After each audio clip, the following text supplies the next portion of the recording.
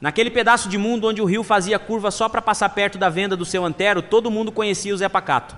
Homem calmo, chapéu surrado, botina sempre molhada e uma conversa que começava devagar, mas quando engrenava, ia longe. Diziam que ele não perdia uma pescaria, nem que fosse para voltar sem peixe, o que curiosamente era exatamente o que acontecia. Num sábado de sol preguiçoso, o Zé Pacato apareceu no balcão da venda, apoiou o cotovelo, pediu uma pinga curta e soltou, do nada, como quem comenta a previsão do tempo. Eu odeio me gabar, mas sou um pescador que pesca um peixe atrás do outro. A frase ficou pendurada no ar igual anzol sem isca. O povo do bar se entreolhou. Seu Dorico, que nunca perdia a chance de cutucar, coçou o bigode e perguntou: Ué, Zé, nunca vi você voltar da pescaria com um peixe sequer, nem lambari perdido no fundo do balde. Zé Pacato deu um gole na pinga, limpou a boca com as costas da mão e suspirou fundo, como quem carrega um drama antigo. Pois é aí que tá o problema, respondeu. Sério, infelizmente nunca consigo pescar o primeiro para dar início à série. O silêncio foi tão grande que dava para ouvir o ventilador rangendo no teto. Seu antero arregalou o olho. Zé Mindinho engasgou com o amendoim. Ninguém entendeu nada. Como assim, Zé? Insistiu seu Dorico. Se você pesca um atrás do outro, como é que nunca pega o primeiro? Zé Pacato apoiou o chapéu na mesa, se inclinou para frente e explicou com toda a lógica do mundo. Ora, todo peixe que eu tento pegar já foi pescado antes. Aí ele fica esperto, desconfiado, olha pro anzol e pensa, isso aí é cilada, eu só precisava de um peixe burro para começar. Depois vinha a sequência. O bar explodiu em risada. Até o rádio pareceu rir junto. Zé Pacato terminou a pinga, colocou o chapéu de volta e saiu tranquilo, convencido de que o azar dele não era falta de habilidade, era excesso de inteligência dos peixes. Chicão na área, minha gente. Gostou da piada? Então segura aí que tem muito mais vindo pela frente. Mas antes de continuar, dá aquela curtida aí para ajudar o canal. E se ainda não está inscrito, se inscreve agora para não perder as próximas maratonas da semana. Agora bora voltar porque o caos só está começando.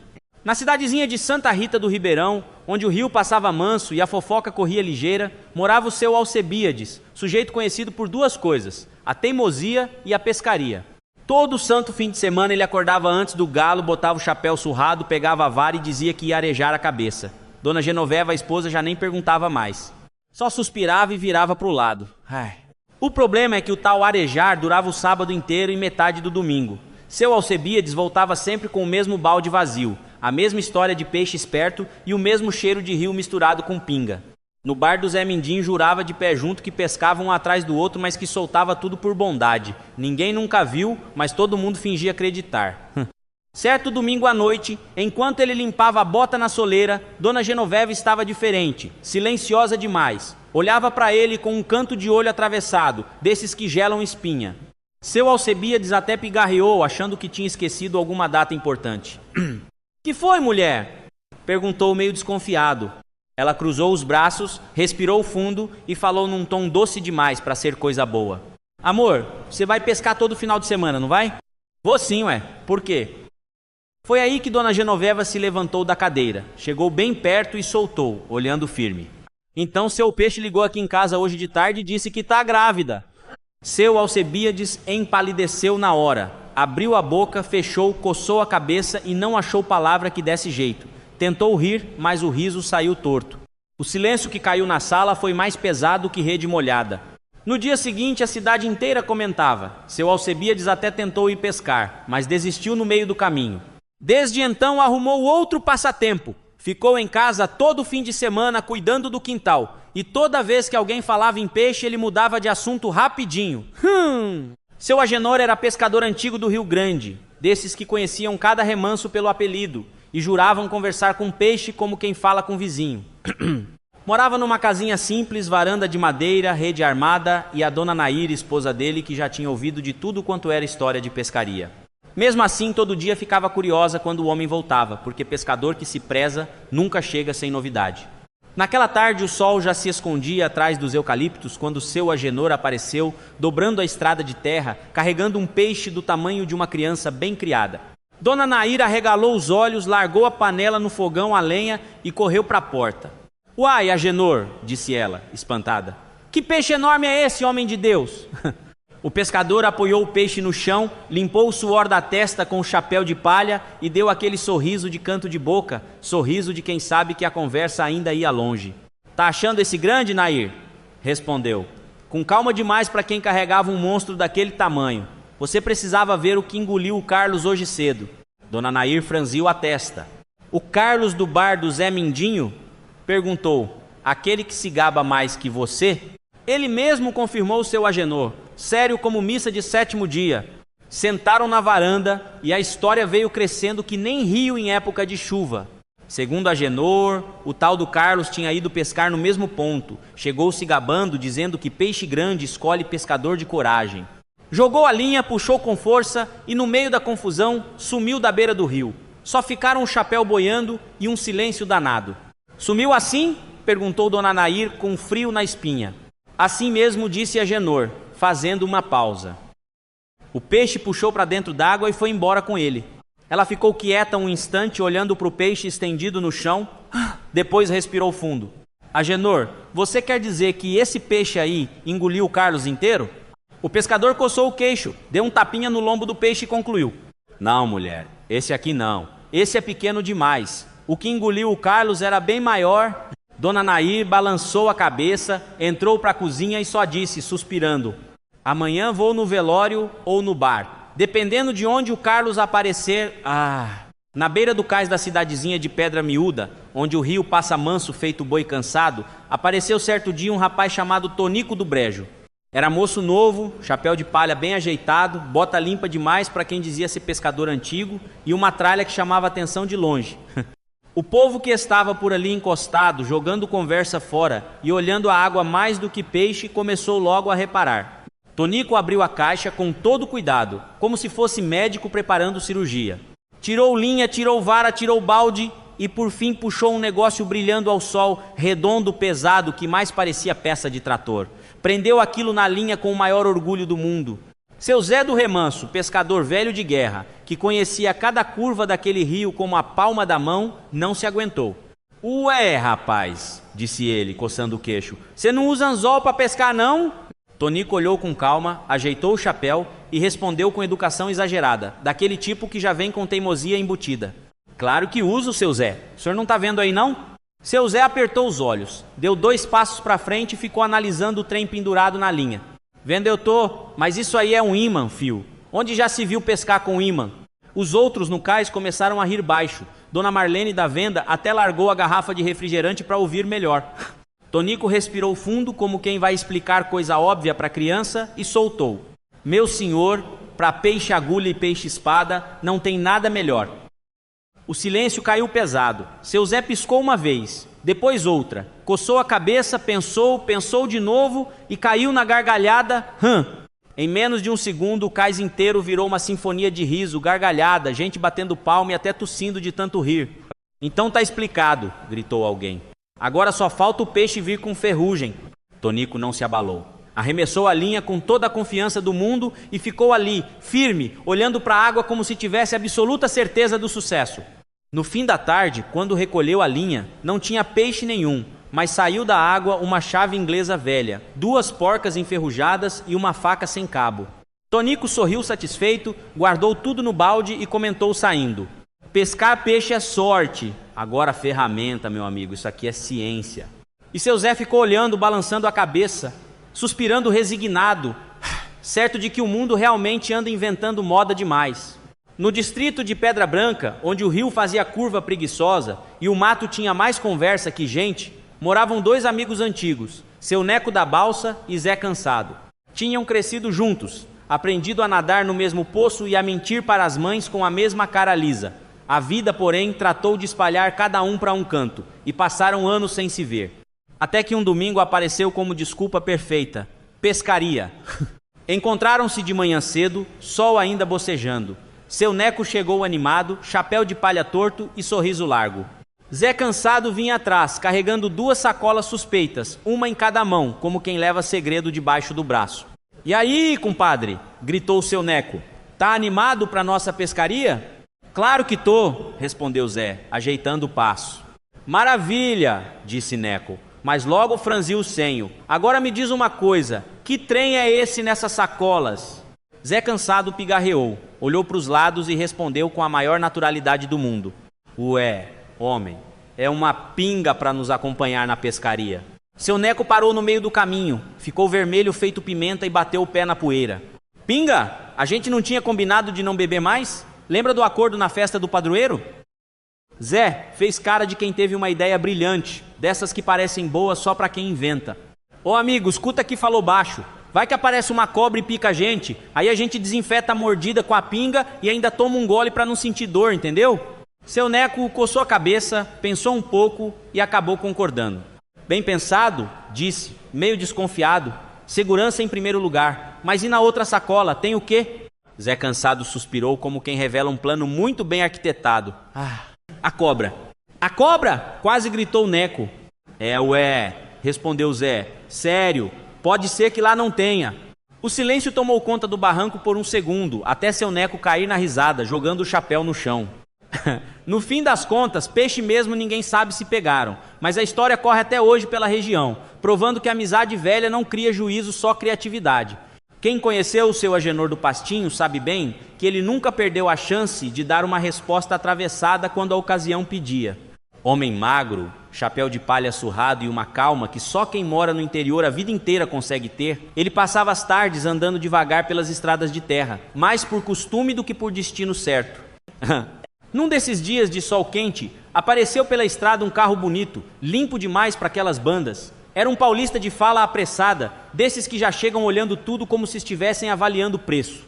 Ele estacionou perto do lago grande da região, um espelho d'água bonito de ver, mas famoso por não dar peixe nem com reza brava.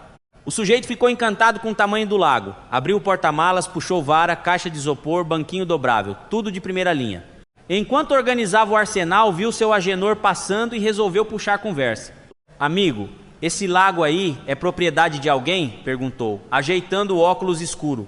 Seu Agenor parou, coçou o queixo, olhou para o lago como quem olha para um velho conhecido e respondeu com tranquilidade.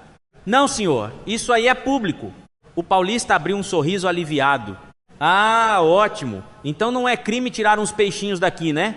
Seu Agenor deu 2 passos para frente, olhou de novo para o lago, depois para aquela tralha toda de pescaria e respirou fundo. Parecia até que estava calculando o tamanho da resposta. Crime não é não, senhor, disse ele pausado. O paulista já começou a montar a vara animado. É milagre mesmo. O homem congelou no lugar, com a linha na mão. Como assim? Seu Agenor deu um meio sorriso, desses que não explicam nada e dizem tudo ao mesmo tempo. Esse lago aí tá faz mais de 30 anos sem dar um peixe que preste. Já jogaram minhoca, milho, massa, sabão, promessa e até desaforo. Se o senhor conseguir tirar algum, eu vou ali na igreja acender vela para você. O paulista ficou quieto, olhando para o lago, depois para a caixa de isopor vazia. Guardou a vara devagar, fechou o porta-malas e entrou no carro sem dizer mais nada. Seu Agenor seguiu estrada abaixo, satisfeito, enquanto o lago continuava ali, bonito, calmo e completamente inocente. Na beira do Rio das Antas, num fim de tarde preguiçoso, vivia encostado o Zé Pescador, sujeito conhecido mais pela conversa do que pelo anzol. Era desses que armava a tralha cedo, ajeitava o chapéu e passava o dia inteiro contando vantagem para quem passasse pela estrada de chão. O rio corria manso, os sapos já afinavam a garganta, e o Zé, sentado num caixote, mirava a água como quem olha para um espelho esperando resposta. Não demorou muito e apareceu um homem de calça simples, camisa neutra, jeito de quem só estava dando uma volta. Parou perto, cruzou os braços e puxou conversa. E aí, rapaz, pegou muito peixe hoje? Zé nem piscou. Abriu um sorriso largo, desses que já vem com mentira embutida. Nem te conto, homem. Hoje foi coisa fina. Acabei de mandar 2 caminhões cheios de peixe para a cidade. O sujeito ergueu a sobrancelha, mediu o tamanho do rio, olhou para o balde vazio, para o anzol seco e pigarreou. 2 caminhões? Disse, ajeitando o cinto. Você sabe com quem está falando? Zé coçou a barba, fingindo pensar. Sei não. O homem então respirou fundo, abriu a camisa e mostrou o distintivo escondido. Policial ambiental. O senhor está preso por pesca ilegal. Zé levantou devagar, limpou a mão na calça, deu 2 passos para frente e encarou o sujeito com calma, como quem mede boi em feira. Fez um silêncio respeitoso, daqueles que dá um friozinho. Ô, seu guarda, deixa eu perguntar uma coisa. Fale. E o senhor sabe com quem está falando? O policial hesitou. Não. Zé abriu um sorriso ainda maior, desses que cabem mais mentira dentro. Pois então, tá falando com o maior mentiroso dessa cidade. Dizem que o policial ficou sem saber se ria, se algemava ou se pedia desculpa.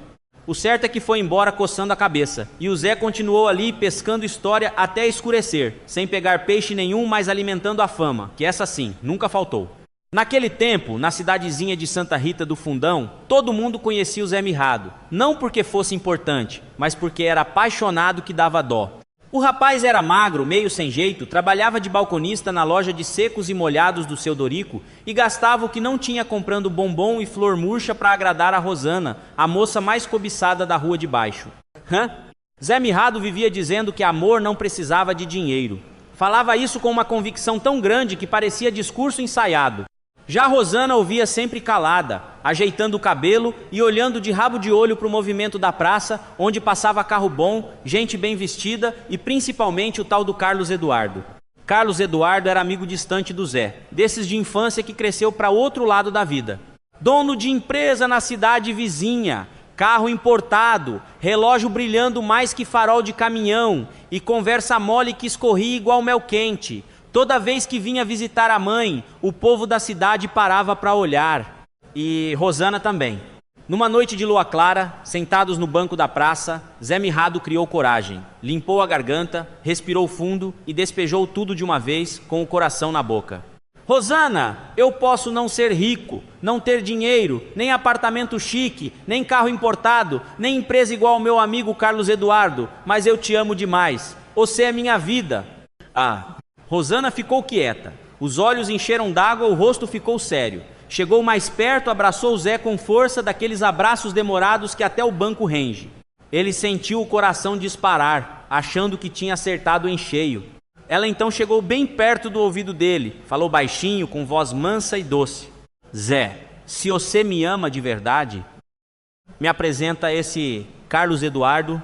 Dizem que Zé Mirrado ficou tão parado que parecia estátua de Praça Nova. Até hoje, quando alguém fala em amor verdadeiro lá em Santa Rita, sempre tem um que completa rindo baixo. Amor pode até não precisar de dinheiro, mas atrapalha demais quando não tem. Naquela manhã de céu limpo e vento manso, a faculdade de engenharia da cidadezinha resolveu fazer bonito. Tinha convite oficial, cafezinho ralo em copo plástico e até fotógrafo da prefeitura. Os professores mais antigos, gente de cabelo já rendido ao branco, foram chamados para um passeio especial. Conhecer o novo avião experimental, orgulho dos alunos do último período. O professor seu Arlindo, que ensinava mecânica desde o tempo do giz grosso, entrou primeiro. Atrás dele veio Dona Lúcia, de estruturas, ajeitando a bolsa no colo, e mais uns tantos mestres, cada qual escolhendo seu assento com aquela calma de quem já viu muita prova mal resolvida. O avião por dentro era simples, mas limpinho, com parafuso aparente e um cheiro forte de tinta fresca. Quando todos já estavam acomodados, surge o coordenador do curso, sorridente, peito estufado, e solta a informação como quem anuncia o cardápio do almoço. Senhores, só para constar, este avião foi inteiramente projetado e construído pelos nossos alunos. Foi um silêncio doído, desses que dá para ouvir o pensamento rangendo. Em menos de 3 segundos, o que era calma virou revoada. Cinto sendo puxado, gente tropeçando no corredor, um professor quase levando o encosto do banco junto. Dona Lúcia gritou que tinha esquecido o óculos lá fora. Seu Arlindo disse que o feijão estava no fogo. Outro jurou que tinha deixado o carro ligado. Em fila indiana desordenada, todos correram para fora do avião, com o coração batendo mais forte que turbina em subida. Lá fora, já recompostos, começaram a rir nervosos, tentando disfarçar o pânico. Foi quando perceberam que alguém tinha ficado lá dentro. O professor Zé Mindinho, o mais velho de todos, conhecido por corrigir prova com caneta azul e paciência infinita, seguia sentado, braços cruzados, olhando pela janelinha. Uai, Zé, gritaram, você não vai sair não? Ele respondeu tranquilo, sem nem levantar a voz. Pra que essa correria toda? Conheço esses meninos desde calouro. O povo se entreolhou, meio aliviado, meio confuso. Então o senhor confia mesmo nos alunos? Perguntou alguém, esperançoso. Seu Zé coçou o queixo, deu um meio sorriso e arrematou. confio demais. Esse avião nem chega a dar partida. E assim, entre gargalhada e suspiro, o voo experimental ficou só na fotografia da prefeitura. Ai.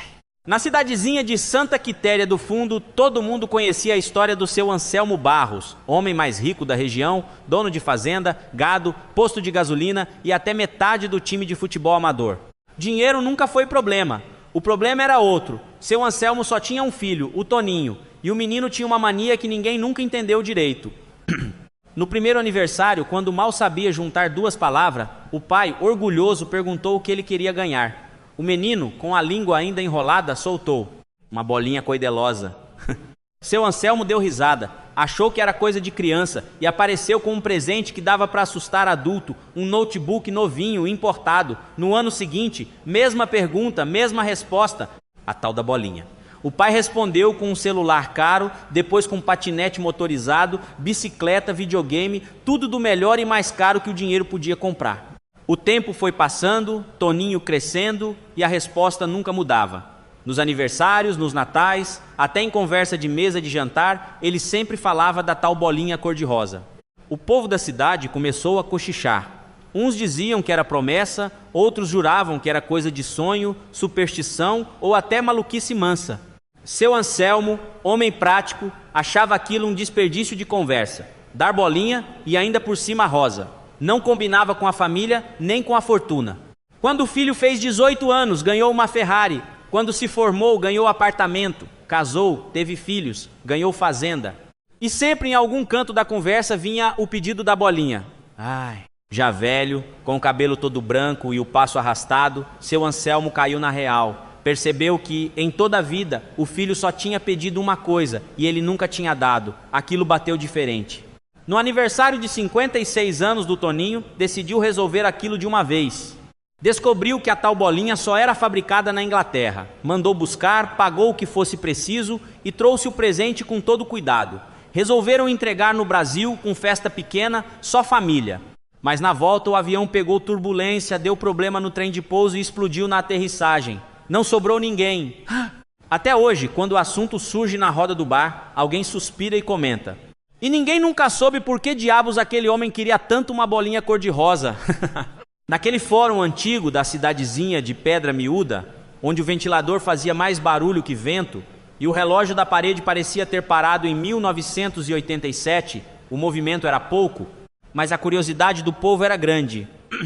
Todo mundo queria saber por que seu Antero, conhecido por nunca dever nem favor, estava sentado no banco dos réus, com chapéu no colo e cara de quem entrou numa chuva que não era dele.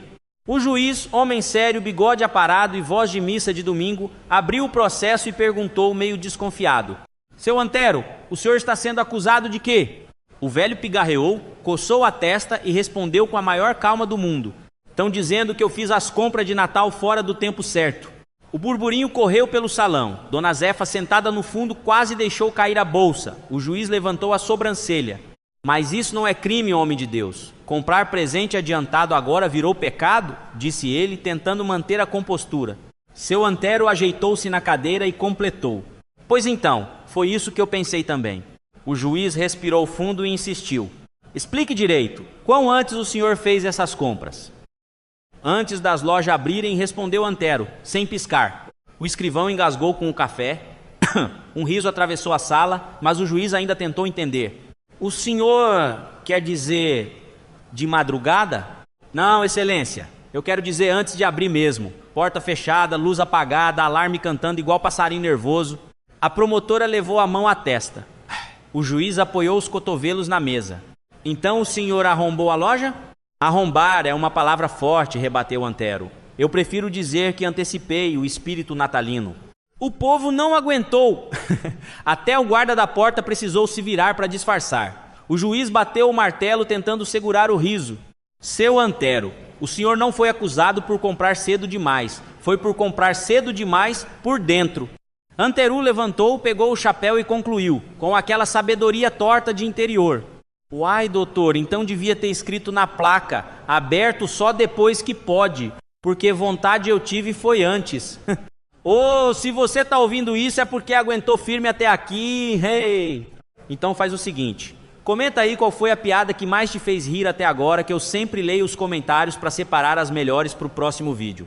E se ainda não se inscreveu, se inscreve agora para não perder as próximas maratonas. Seu Dorico era conhecido na cidade de Pedra Branca por duas coisas: chegar sempre atrasado no serviço da prefeitura e ter uma mania estranha de cuspir no chão enquanto pensava. Diziam que, se o chão da praça falasse, já tinha pedido demissão.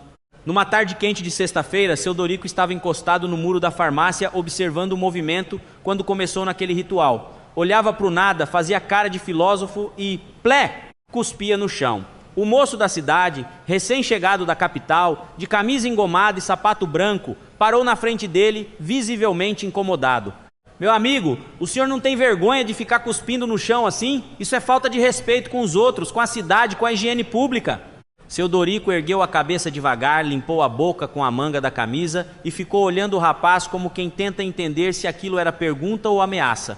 Ao redor, uns 3 velhos do bar pararam a sinuca só para ver o desfecho.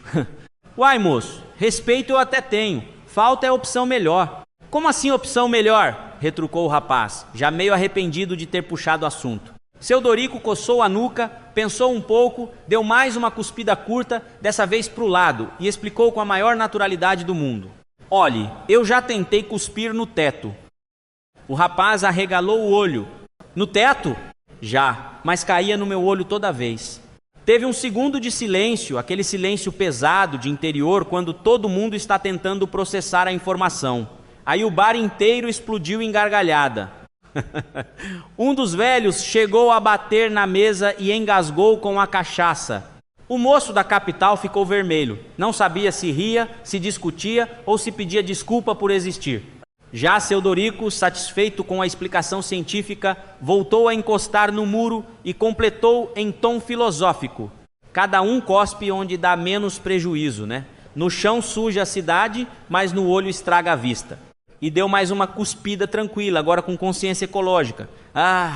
Naquele fórum antigo da cidadezinha de Pedra Branca, onde o ventilador fazia mais barulho que refresco e o relógio da parede parecia sempre atrasado, quem estava sentado no banco dos réus era o Zé Mané da Onça. Homem simples, chapéu no colo, camisa de botão meio amarelada do suor, olhar manso de quem não devia nada, mas também não entendia muito bem o que estava fazendo ali. O povo da cidade tinha ido mais para assistir do que por curiosidade jurídica mesmo. Justiça, ali, era quase espetáculo. O juiz, sujeito sério, de bigode aparado e paciência curta, ajeitou os óculos e começou o interrogatório, falando devagar, como quem conversa com criança. Perguntou a idade, e Zé respondeu certinho, sem titubear. Perguntou de onde vinha, respondeu com o nome da roça, do córrego e até do pé de manga que ficava na porteira. Até aí, tudo indo nos conformes. Aí o juiz resolveu ir para o lado civil da coisa. O senhor é casado? Sou sim, senhor, respondeu Zé, com orgulho contido, endireitando a coluna. Casado com quem? Insistiu o juiz. Já olhando para o escrivão. Zé nem pensou muito. Com a minha mulher, uai. Um burburinho correu pelo salão, alguém pigarreou no fundo, outro segurou o riso. O juiz fechou a cara, respirou fundo e resolveu apertar. O senhor conhece alguém casado com um homem? Zé coçou a cabeça, olhou para o teto, como quem busca a resposta escrita nas telhas. O silêncio ficou tão grande que dava para ouvir o rangido do banco de madeira. Conheço sim, doutor. O juiz arqueou a sobrancelha, meio surpreso. Quem? Zé respondeu sem maldade nenhuma, com a sinceridade mais pura do mundo. A minha mulher. O fórum veio abaixo. Teve gente batendo palma, teve dona rindo escondido atrás do lenço, teve até o guarda virando de lado para disfarçar. O juiz tentou manter a compostura, mas o canto da boca traiu um meio sorriso. Fechou o processo mais rápido que abriu e, enquanto batia o martelo, só balançou a cabeça, resignado. Em Pedra Branca, até hoje, quando alguém complica demais uma explicação simples, o povo comenta: tá explicando igual o Zé Mané no fórum. Naquela noite em que até cachorro de rua pensou em pedir cobertor emprestado, o frio chegou sem pedir licença na cidadezinha de Pedra Branca. Era um frio esquisito, desses que entram pelo osso e ficam fazendo moradia. Seu Agenor, homem direito, viúvo antigo e cheio de costume, saiu de casa enroscado no único casaco bom que tinha, indo pegar o último ônibus para o bairro do Cruzeiro. O ponto de ônibus ficava perto do cemitério, o que já não ajudava muito o humor de ninguém. Quando seu Agenor chegou lá, estranhou. Não tinha viva alma, ou quase. Só uma moça franzina, magra, feito promessa de político, vestida com uma roupa leve demais para aquela friagem. A pele dela era branca que nem cal virgem, e ela tremia pouco demais para quem devia estar congelando. Seu Agenor pigarreou, educado, e se aproximou. Senhorita, a noite está judiando, disse ele, tirando o casaco dos ombros. Tome aqui, se a senhora não se agasalhar, vai acabar morrendo de frio. A moça levantou o rosto devagar, os olhos fundos, a boca sem cor, um sorriso fino que deu até arrepio no homem. Ora, não se preocupe com isso, respondeu ela, com a voz mansa demais. Acredite quando digo que isso não é do tipo de coisa que acontece mais de uma vez. Seu Agenor sentiu um calafrio que não vinha do vento.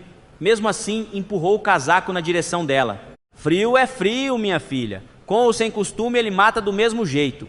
Ela segurou o casaco por um instante, olhou para ele com um jeito estranho, como quem reconhece um conhecido antigo, e devolveu.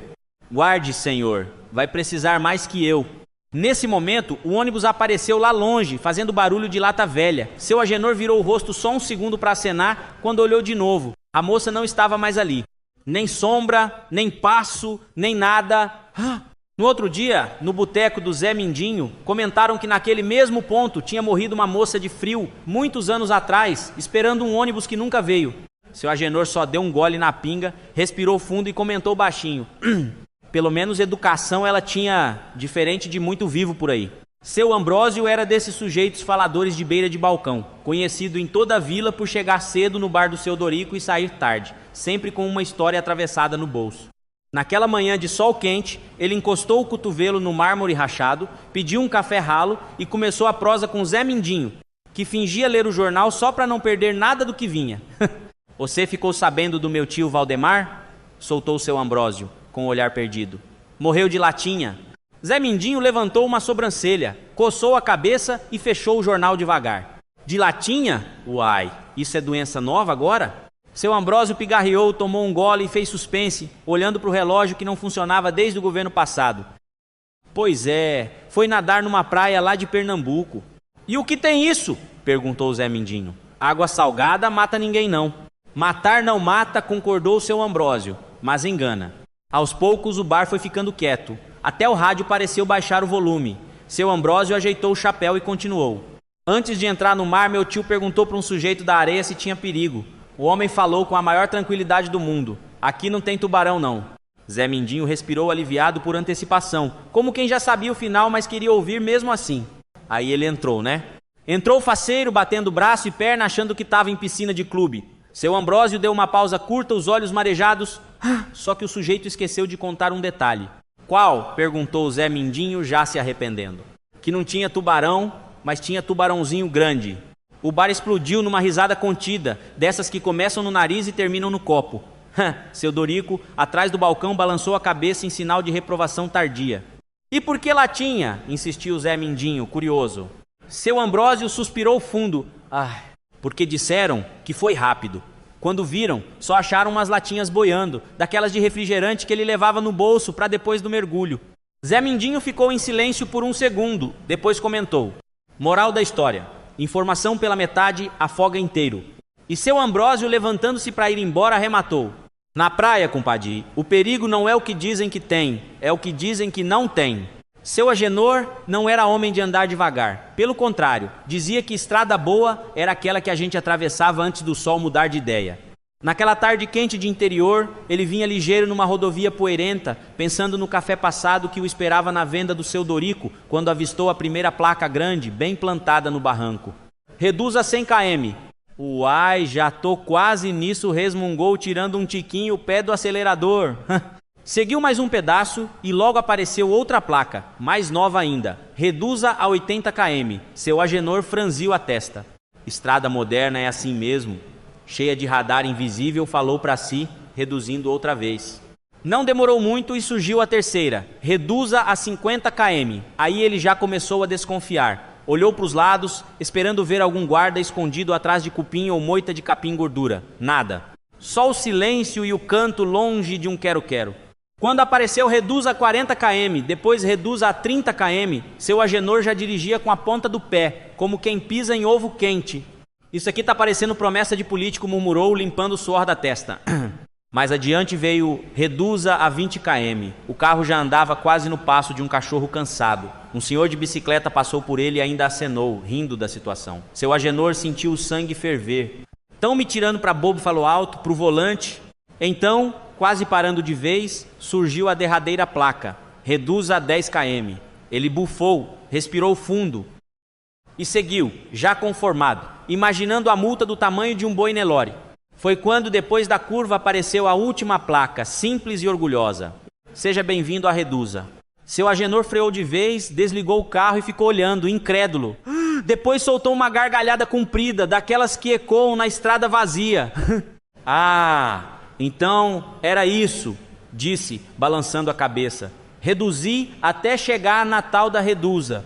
Ligou o carro de novo, agora sem pressa nenhuma, porque ali, pelo jeito, quem corre demais acaba chegando atrasado. Naquele tempo em que avião ainda era novidade para muita gente do interior, morava na cidadezinha de Pedra Branca um sujeito chamado Seu Dorico, homem direito, curioso por natureza e conhecido por mexer onde não devia. Trabalhava fazendo bico no aeroporto regional, mais limpando o chão e ajeitando o banco do que qualquer coisa que tivesse hélice. Mas bastava parecer uma coisa diferente que ele já coçava a cabeça e pensava, uai, isso deve ser fácil. Numa manhã de pouco movimento, deram para ele a tarefa de limpar a cabine de um avião pequeno, desses que mais parecem ônibus com asa. Seu Dorico entrou com o balde numa mão e o pano na outra, quando viu esquecido no banco do comandante um livro grosso, capa dura, letras grandes, Como Pilotar um Avião, volume 1. Aquilo foi igual pinga boa para quem está de jejum. Ele sentou no banco do piloto só para olhar melhor e abriu o livro. Na primeira página estava escrito bem simples: para ligar o avião, pressione o botão vermelho. Seu Dorico olhou em volta, viu o tal botão vermelho piscando, respirou fundo e pensou: se está escrito, é porque pode. Apertou. O avião começou a roncar bonito, igual trator novo. A curiosidade cresceu. Virou a página com cuidado, como quem vira carta de baralho em jogo alto. Página 2. Para movimentar o avião, pressione o botão azul. Ele coçou o queixo, deu uma espiada para ver se não tinha ninguém olhando. E apertou o botão azul. O avião começou a andar, correu pela pista e quando Seu Dorico viu, já estava no ar, passando por cima da cidade, do campo de futebol e até da igreja. O homem ficou besta, sorrindo sozinho, se sentindo mais sabido que piloto de capital. Passado um tempo, resolveu ver o resto do livro, já pensando em contar vantagem no bar da esquina. Foi passando as páginas rápido até chegar na última. Leu, empalideceu e quase caiu do banco. Lá estava escrito: para aprender a aterrissar o avião, compre o nosso volume 2 nas melhores livrarias. Dizem que o avião deu várias voltas naquele dia e Seu Dorico aprendeu do jeito mais difícil, que nem todo manual ensina tudo de uma vez. Naquelas bandas de chão batido e cerca torta, morava o Seu Torrinco, homem sabido de bigode grosso e paciência curta, mas com um orgulho danado da sua prole. Tinha 5 filhos, cada um com um nome que parecia ter sido escolhido depois de uma tarde inteira na venda, regada a café requentado e muita conversa atravessada. O mais velho era o Torresmo, sujeito animado, que vivia estalando os dedos e dizendo que comida boa tinha que chiar. O segundo era o Bombom, doce até no jeito de falar, desses que adoça o café antes mesmo de mexer. O terceiro, Marreta, era caladão e bruto, gostava de resolver tudo na base do impacto. O quarto era o Pimenta, esquentado desde pequeno, vivia com o olho brilhando e cheiro de fumaça. E por último vinha o Trouxa, o mais quieto da família, sempre com um livro debaixo do braço, olhando o mundo como quem lê legenda de filme estrangeiro. Num certo domingo à tarde, Seu Torrinco resolveu dar uma volta pelo quintal, para ver no que os meninos andavam se metendo. Quando chegou perto da cozinha, viu o Torresmo em frente ao fogão, fritando carne num tacho grande, gordura pulando para todo lado. Isso é que é serviço, meu fio, comentou o velho. Seguiu adiante e encontrou o Bombom mexendo uma panela cheia de doce, lambendo a colher com um sorriso satisfeito. Logo depois deu de cara com o Marreta, agachado no chão, esmagando formiga por formiga com uma concentração danada, como se fosse trabalho de engenheiro. Mais pra frente, perto do terreiro, estava o Pimenta pulando em volta da fogueira, cutucando brasa com um graveto, feliz da vida com o calor. Seu Torrinco coçou a cabeça, respirou fundo e pensou: só falta ver o que o trouxa tá aprontando. Achou o menino sentado debaixo da mangueira, óculos tortos no nariz, lendo atentamente um papel. O velho se aproximou curioso. E você, meu filho, tá fazendo o que aí tão quieto? O trouxa levantou os olhos, sério, e respondeu: tô lendo aqui, pai, o aviso do botijão. Aviso de quê? Cuidado, produto inflamável, manter longe do fogo. Seu Torrinco olhou na direção do Pimenta, depois para a fogueira. Suspirou fundo e só murmurou: pelo menos um aqui está tentando entender a situação. Naquele tempo em que mensagem ainda era coisa de celular simples e sinal vivia caindo, tinha na cidadezinha de Santa Rita do Fundão um sujeito conhecido como Zé Pancada. Não porque brigava, mas porque a vida gostava de dar nele de uma vez só. Era ex-namorado recente de uma moça chamada Clarinha. Moça direita, trabalhadeira, mas de pavio curto para homem encostado. Zé Pancada morava num quartinho nos fundos da casa da tia, tinha perdido o emprego no armazém, devia no bar do seu Nestor e para ajudar o inverno tinha chegado mais cedo naquele ano. Frio de rachar, daqueles que até o cachorro dorme abraçado na galinha. Zé passava as noites enrolado numa coberta fina, conversando com o estômago vazio e com o bolso ainda mais vazio. Numa dessas noites, o celular vibra em cima da mesa manca. Era Clarinha. Mensagem curta, sem coração nem figurinha, só escrita seca. E aí, tudo bem com você? Zé ficou olhando a tela uns bons segundos. Coçou a cabeça, suspirou fundo e pensou: agora ou ela tá com saudade ou quer saber se eu já virei gente. Resolveu responder com a verdade nua e crua, do jeito que o interior ensina. Não, tô com frio, com fome e sem dinheiro, só falta você aqui. Do outro lado, Clarinha leu, fez cara de quem mastigava limão e respondeu sem pressa, mas com aquela pontada de esperança mal disfarçada. Pra te fazer companhia? Zé Pancada até ajeitou na cadeira. O coração deu uma animada, o estômago roncou junto, e por um instante ele imaginou um café quente, alguém para dividir a coberta e uma conversa boa para espantar a tristeza. Mas aí veio a resposta dele, seca como chão de terreiro em agosto. Não, para completar a tragédia. Dizem que Clarinha nunca mais mandou mensagem depois disso. Já Zé Pancada continuou do mesmo jeito, com frio, com fome e sem dinheiro, mas agora com a certeza de que sinceridade demais também espanta até ex-namorada. Na cadeia velha da cidade de Pedra Miúda, onde o sol batia torto no pátio e o feijão do almoço parecia sempre do dia anterior, dividiam cela dois sujeitos bem diferentes. Um era o Zé Espanhol, que de espanhol não tinha nada, só o apelido herdado sabe-se lá de onde.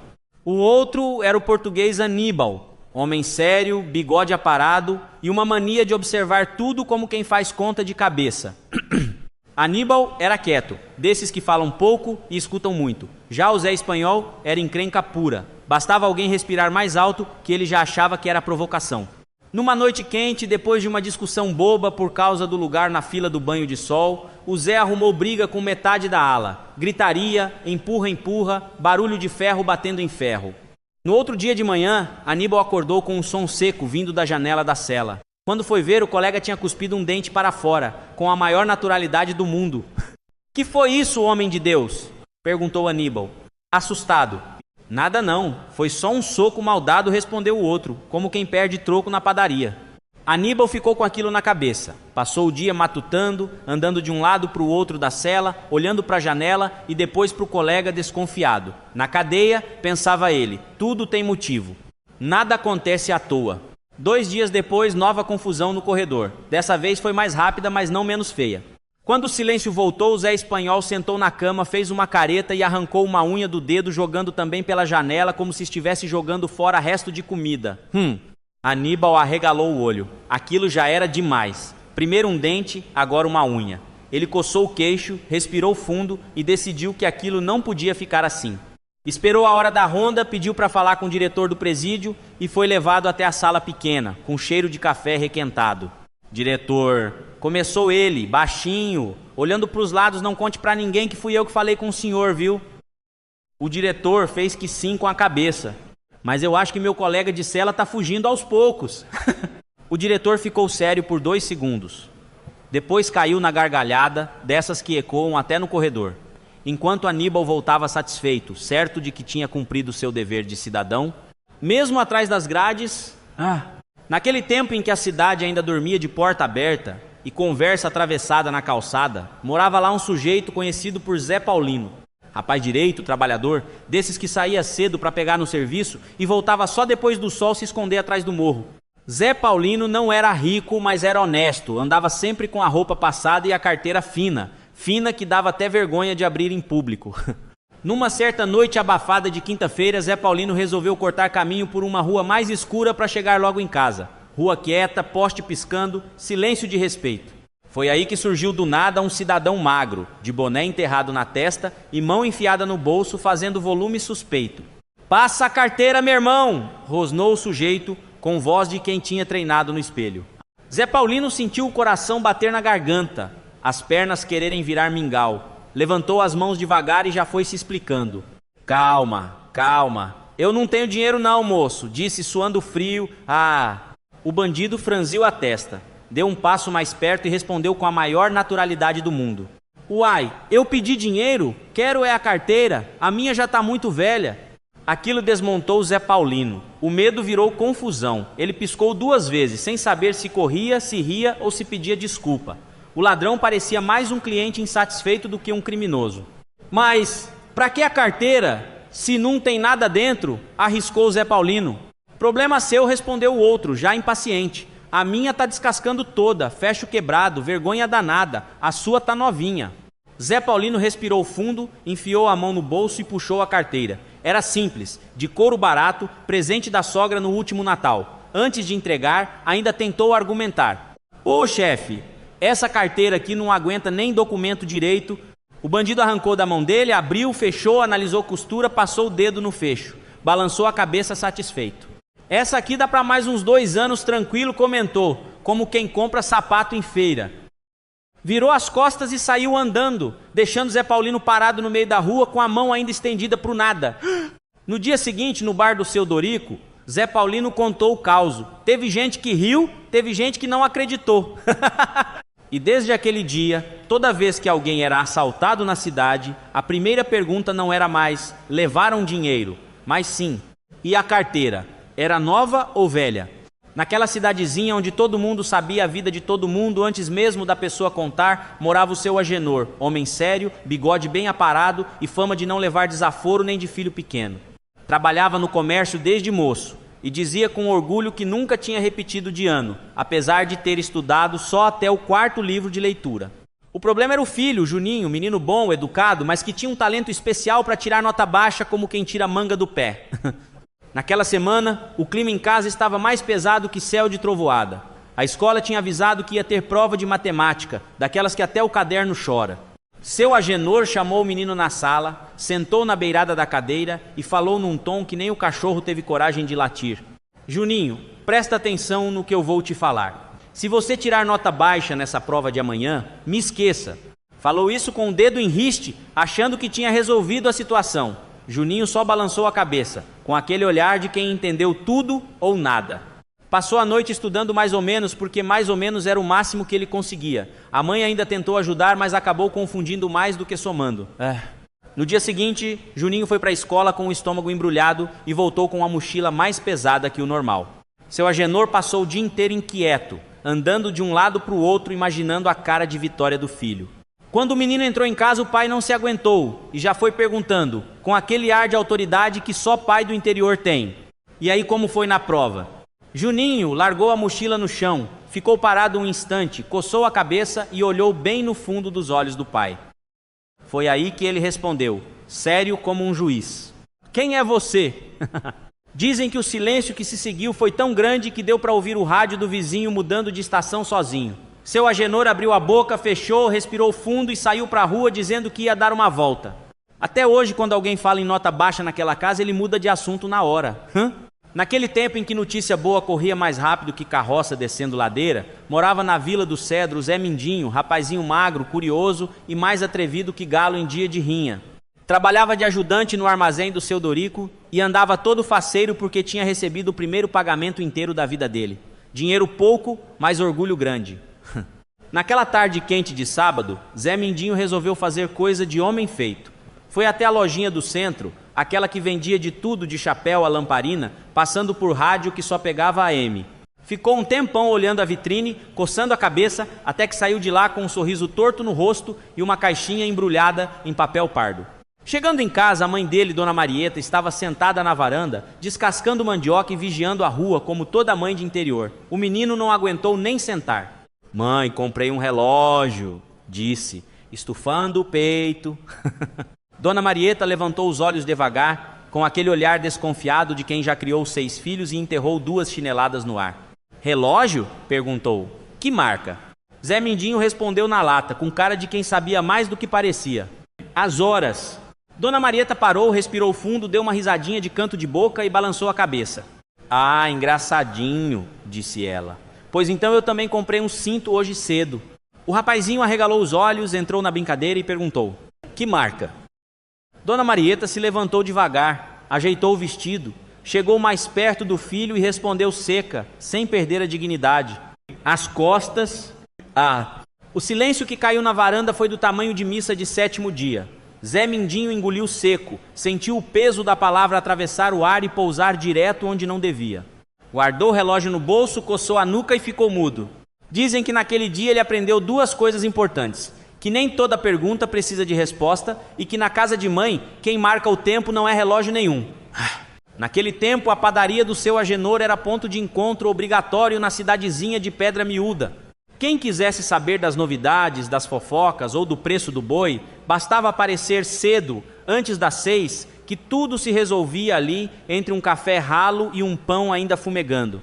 Seu Agenor, homem sério, bigode espesso e avental sempre enfarinhado, tinha fama de acordar antes do galo e dormir depois do padeiro da cidade vizinha.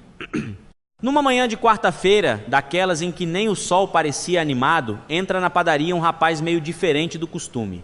Calça apertada, camisa colorida, cabelo cuidadosamente bagunçado, cara de quem tinha vindo da cidade grande ou no mínimo assistido muito vídeo motivacional no celular. Cumprimenta todo mundo com entusiasmo exagerado e vai direto ao balcão. "Bom dia, mestre padeiro", diz ele, abrindo um sorriso largo. Seu Agenor levanta os olhos devagar, sem pressa, limpando a mão no avental. "Bom dia, vai querer o quê?" O rapaz se inclina sobre o balcão, olha para a vitrine como quem observa um grande projeto de vida e pergunta, solene: "Tem sonho?" O padeiro franze a testa. Aquilo para ele era pergunta comum. Todo dia alguém queria sonho, creme ou doce de leite. "Sim, claro que tem", responde, já pegando a pinça.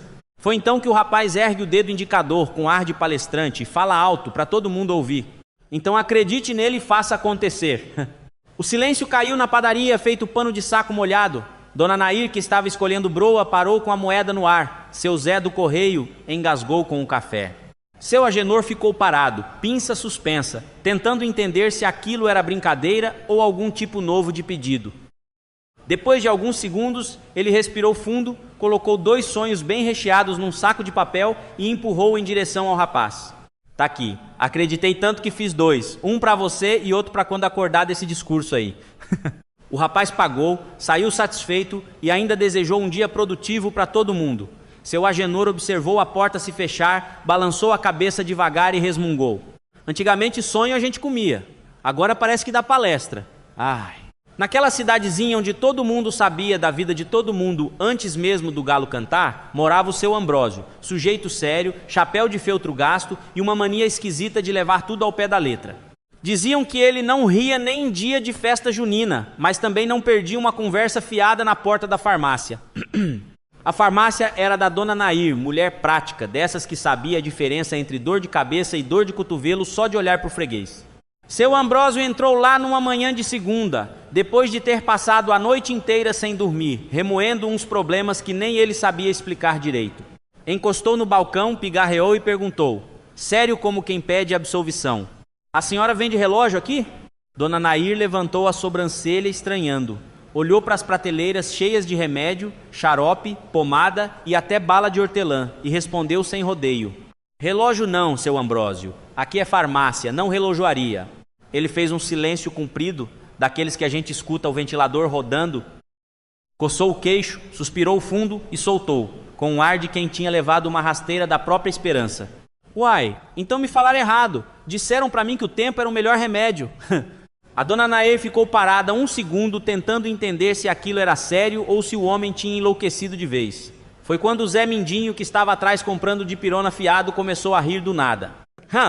Ô, Ambrósio, disse ele, se fosse assim, nós estava tudo curado só de ficar velho. A farmácia inteira caiu na risada. Até dona Nair, que raramente ria em horário de expediente, teve que se apoiar no balcão. Seu Ambrósio, meio sem graça, ajeitou o chapéu e saiu andando devagar, murmurando que ia esperar mais um pouco para ver se melhorava sozinho. E desde esse dia, sempre que alguém entra na farmácia reclamando que o remédio tá caro, o povo brinca dizendo para levar só um pouco de tempo, mas embrulhado, porque solto não faz efeito. Naquele velório de cidade pequena, daqueles que começam de manhã e só terminam quando o café acaba, quem morreu foi o seu Arlindo, sujeito respeitado, ex-marceneiro, que passou a vida inteira reclamando de barulho e dizendo que antigamente tudo era melhor. O velório acontecia no salão paroquial, com as cadeiras de plástico rangendo e um cheiro misturado de vela, flor e pão de queijo frio. Logo cedo o povo já cochichava, cada um lembrando um causo do defunto. Entre os presentes apareceu um rapaz novo, sobrinho distante, desses que ninguém sabe direito de onde veio. Camiseta limpa demais para a ocasião, celular na mão e olho mais na tela do que no caixão. Cumprimentou meia dúzia, fez aquele sinal da cruz apressado e, em vez de ir rezar, encostou num canto procurando o sinal. Andou de um lado para o outro, levantou o telefone, virou para a janela, franziu a testa, até que não se aguentou. Chegou perto da mesa onde estavam Dona Cida, viúva inconsolável, e o primo Agenor, que fiscalizava tudo, e perguntou em voz alta com a maior naturalidade do mundo. Alguém sabe qual é a senha do Wi-Fi aqui? O salão inteiro ficou mudo. Dona Cida regalou os olhos, uma tia deixou cair o terço, e o primo Agenor fechou a cara do jeito que só quem já foi coroinha sabe fechar. Ele respirou fundo, se aproximou do rapaz e falou baixo, mas com veneno suficiente. Tenha respeito pelo morto. O rapaz travou por um segundo, olhou para o caixão, depois para o celular, como quem faz conta difícil. Coçou a cabeça, deu um meio sorriso sem graça e perguntou, sinceramente confuso. É tudo junto? Foi aí que a coisa desandou. Um canto do salão tentou segurar o riso, outro começou a bufar indignado. Seu Zé Mindinho, amigo de bar do falecido, virou de costas para disfarçar a gargalhada. Dona Cida, no meio do choro, soltou um soluço atravessado que ninguém soube dizer se era tristeza ou riso engasgado. Mais tarde, comentando o caso, o povo dizia que o seu Arlindo, se estivesse vivo, teria gostado. Sempre reclamou que ninguém respeitava mais nada, mas também vivia dizendo que esse mundo moderno só funciona quando a gente ri dele. E no fim das contas, naquele velório silencioso, foi justamente uma senha inexistente que arrancou a última história boa do defunto Recacesse naquele prédio magrinho de esquina, plantado bem no centro da cidadezinha. Todo mundo dizia que era prédio de capital, desses que querem parecer maiores do que são. O síndico era o seu Agenor, homem sério, bigode aparado e mania de mandar bilhete até para reclamar de porta batendo. Já o morador mais curioso era o Zé Mindinho, sujeito pequeno de estatura, mas grande em fofoca e pergunta atravessada. Certo dia, na roda do café da manhã na padaria do Tonhão, Zé Mindinho resolveu contar vantagem. Lá no prédio onde eu moro não tem 13º andar, não. A mesa inteira arregalou o olho. Dona Lourdes até largou o pão na chapa. Uai, Zé, disse ela, isso é superstição, né? Igual o hotel grande que pula número para espantar azar? Zé Mindinho ajeitou o boné, pigarreou com importância e respondeu. Que nada, o dono do prédio não acredita nessas bobagens, não. Todo mundo se inclinou para frente, esperando uma história de fantasma, de arquiteto maluco ou de promessa feita em igreja.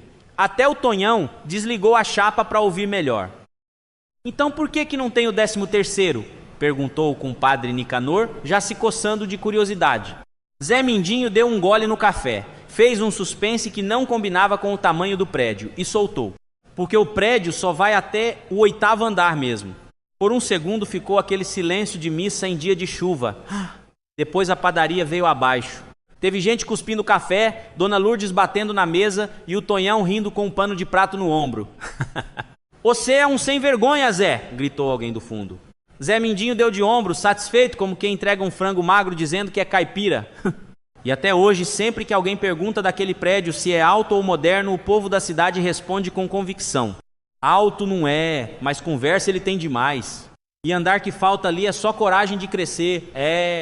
Seu Agenor nunca tinha entrado numa concessionária daquelas grandes, cheia de vidro espelhado, ar-condicionado gelado e vendedor de camisa justa parecendo apresentador de televisão. Homem simples, morador antigo da cidadezinha, só resolveu entrar porque o sobrinho tinha falado que olhar não paga imposto. E seu Agenor gostava mesmo era de olhar. Mal botou o pé para dentro, já veio um vendedor deslizando pelo salão, sorriso treinado e sapato brilhando mais que capô encerado. Boa tarde, meu senhor. Posso ajudar? Gostou de algum veículo? Seu Agenor coçou o queixo, fez aquele silêncio de quem mede o terreno e apontou com o queixo para a caminhonete mais imponente da loja. Gostei dessa Hilux aí, bonita, né? O vendedor abriu um sorriso ainda maior, daquele que quase range. Excelente escolha. Estamos com uma mega promoção hoje. O senhor levando essa Hilux, a concessionária paga as 3 primeiras parcelas. Seu Agenor arregalou o olho, sentiu até um calor no peito. Aquilo soou melhor que promessa de político em ano de eleição. Sério mesmo? Perguntou desconfiado, mas já sorrindo de canto. Sério, seríssimo, promoção imperdível, respondeu o vendedor, batendo de leve no capô como quem afaga um cavalo premiado. Seu Agenor deu mais uma volta em torno do carro, abriu a porta, sentiu o cheiro do banco novo, olhou o painel cheio de botão que ele não fazia ideia para que servia. Depois parou bem na frente do vendedor, estufou o peito e decidiu: então eu vou levar. O vendedor quase deu um pulo, puxou a prancheta e já foi perguntando animado: excelente. Em quantas parcelas o senhor pretende pagar? Seu Agenor respondeu com a tranquilidade de quem pede café no balcão da padaria: 3. O vendedor travou, piscou uma vez, piscou 2, a caneta ficou suspensa no ar. 3 parcelas? Repetiu, tentando entender. Ué, disse seu Agenor, coçando a cabeça, o senhor não falou que a loja pagava as 3 primeiras? Então tá resolvido, né? O silêncio que se fez na concessionária dava para ouvir o ar-condicionado trabalhando. Depois disso, dizem que o vendedor precisou sentar um pouco. Seu Agenor saiu de lá sem carro, mas com uma história que ele conta até hoje no bar, sempre com orgulho. Naquela cidadezinha de interior, onde todo mundo sabia da vida de todo mundo, o velório do Dr. Anselmo virou quase um evento social. Médico famoso, respeitado, homem sério, daqueles que andavam sempre de paletó mesmo no calor, tinha partido de repente deixando a população meio órfã e a farmácia sem freguês fixo. A igreja estava cheia, o cheiro de vela misturado com café forte vindo da cozinha do fundo, e o povo cochichava mais baixo do que de costume. Em cima do caixão, bem no centro, chamava a atenção um arranjo enorme de flores vermelhas, desenhado em forma de coração perfeito, coisa caprichada, dessas que dá até dó quando começa a murchar. Diziam que tinha sido ideia dos colegas médicos da cidade vizinha uma última homenagem ao melhor cardiologista que aquela região já tinha visto. O povo olhava, balançava a cabeça, comentava: merecido, homem bom, salvou meu tio, era um coração de ouro. Foi aí que Dona Zoraide, sentada no segundo banco, começou a rir. Não era risada alta não, era aquele riso engasgado que começa no ombro e dá uns pulinhos no rosto. A amiga do lado, Dona Nair, tomou um susto, cutucou o braço dela e cochichou aflita: ô Zoraide, pelo amor de Deus, que falta de respeito é essa? Velório, mulher. Zoraide tentou se controlar, respirou fundo, mas quanto mais olhava para o arranjo de flores, mais a risada queria sair. Apontou discretamente com o queixo e respondeu baixinho: eu tô rindo é daquilo ali em cima do caixão. Daquele coração? Perguntou a amiga, espantada. Uai, mas aquilo é homenagem. Os médicos mandaram fazer porque ele era cardiologista. Bonito demais, inclusive. Zoraide fez uma pausa, enxugou uma lágrima que já nem dava para saber se era de riso ou de emoção e falou com a maior naturalidade do mundo, olhando para o altar. Pois é disso mesmo que eu tô rindo. Quero só ver como é que vai ser o dia que meu marido morrer. A amiga franziu a testa. Ué, e o que tem? Zoraide suspirou, cruzou os braços e soltou a sentença final, num sussurro atravessado de ironia. O meu marido é o melhor ginecologista da cidade. Quem ouviu, mordeu o lábio para não rir, e teve até quem saiu mais cedo do velório dizendo que era para tomar ar, mas com um pensamento bem longe do coração. Naquele verão brabo, em que até lagartixa procurava sombra debaixo de chinelo, o que mais se comentou na cidade de Pedra Branca foi a história do seu Alcebíades, conhecido como Binha, e da dona Célia, professora recém-chegada da capital. Diziam que os dois tinham sobrevivido a um acidente de avião que caiu numa ilhota perdida no meio do nada. Segundo o relato que correu de boca em boca no bar do Zé do Posto, os dois caíram longe de tudo, sem sinal de celular, sem mala, sem nada. A queda foi tão feia que as roupas rasgaram todas, ficando só os trapos pendurados na dignidade. E como mal se conheciam, ficaram sem saber onde enfiar a cara. Foi a dona Célia que teve a ideia. Olha, seu moço, já que a situação tá feia e a gente nem se conhece direito, vamos combinar o seguinte: eu não olho para você, você não olha para mim, e assim a gente mantém um mínimo de respeito. Binha, que era educado, mas não era bobo, respondeu: concordo plenamente, e podemos começar agora mesmo. E assim passaram um dia inteiro, cada um andando de costas, conversando com a voz virada para o vento, tropeçando em coqueiro, pisando em siri e fingindo naturalidade numa situação que de natural não tinha nada. Quando a noite caiu, o cansaço bateu forte. Binha se largou na areia mesmo, de lado, e dormiu como quem cai desacordado. Dona Célia, mais organizada, resolveu improvisar um travesseiro com umas pedras achatadas que achou perto da beira. Só que na hora que encostou a cabeça, sentiu a dureza do negócio e soltou um grito. Ai, como é que eu vou dormir com um negócio duro desses, meu Deus do céu? Na mesma hora, Binha pulou assustado do chão, coçando a cabeça. Ô dona, assim não vale não. A senhora olhou pra mim, foi? Ela ficou em silêncio uns 2 segundos. Entendeu a besteira que tinha falado e respondeu atravessado. Eu tava falando da pedra, homem de Deus. Binha respirou aliviado, deitou de novo e ainda resmungou. Menos mal, porque se não tivesse sido a pedra, eu ia achar que essa ilha estava fazendo milagre demais. E foi assim que, mesmo perdidos, sem roupa e sem rumo, os dois aprenderam que em situação difícil, qualquer frase mal colocada vira confusão e qualquer confusão vira caos para a cidade inteira. Seu Dorico era conhecido na cidade de Pedra Branca como homem indeciso até para escolher marmita. Quando não era feijão com arroz, ficava meia hora olhando o cardápio do bar do Zé Mineiro, coçando a cabeça e suspirando.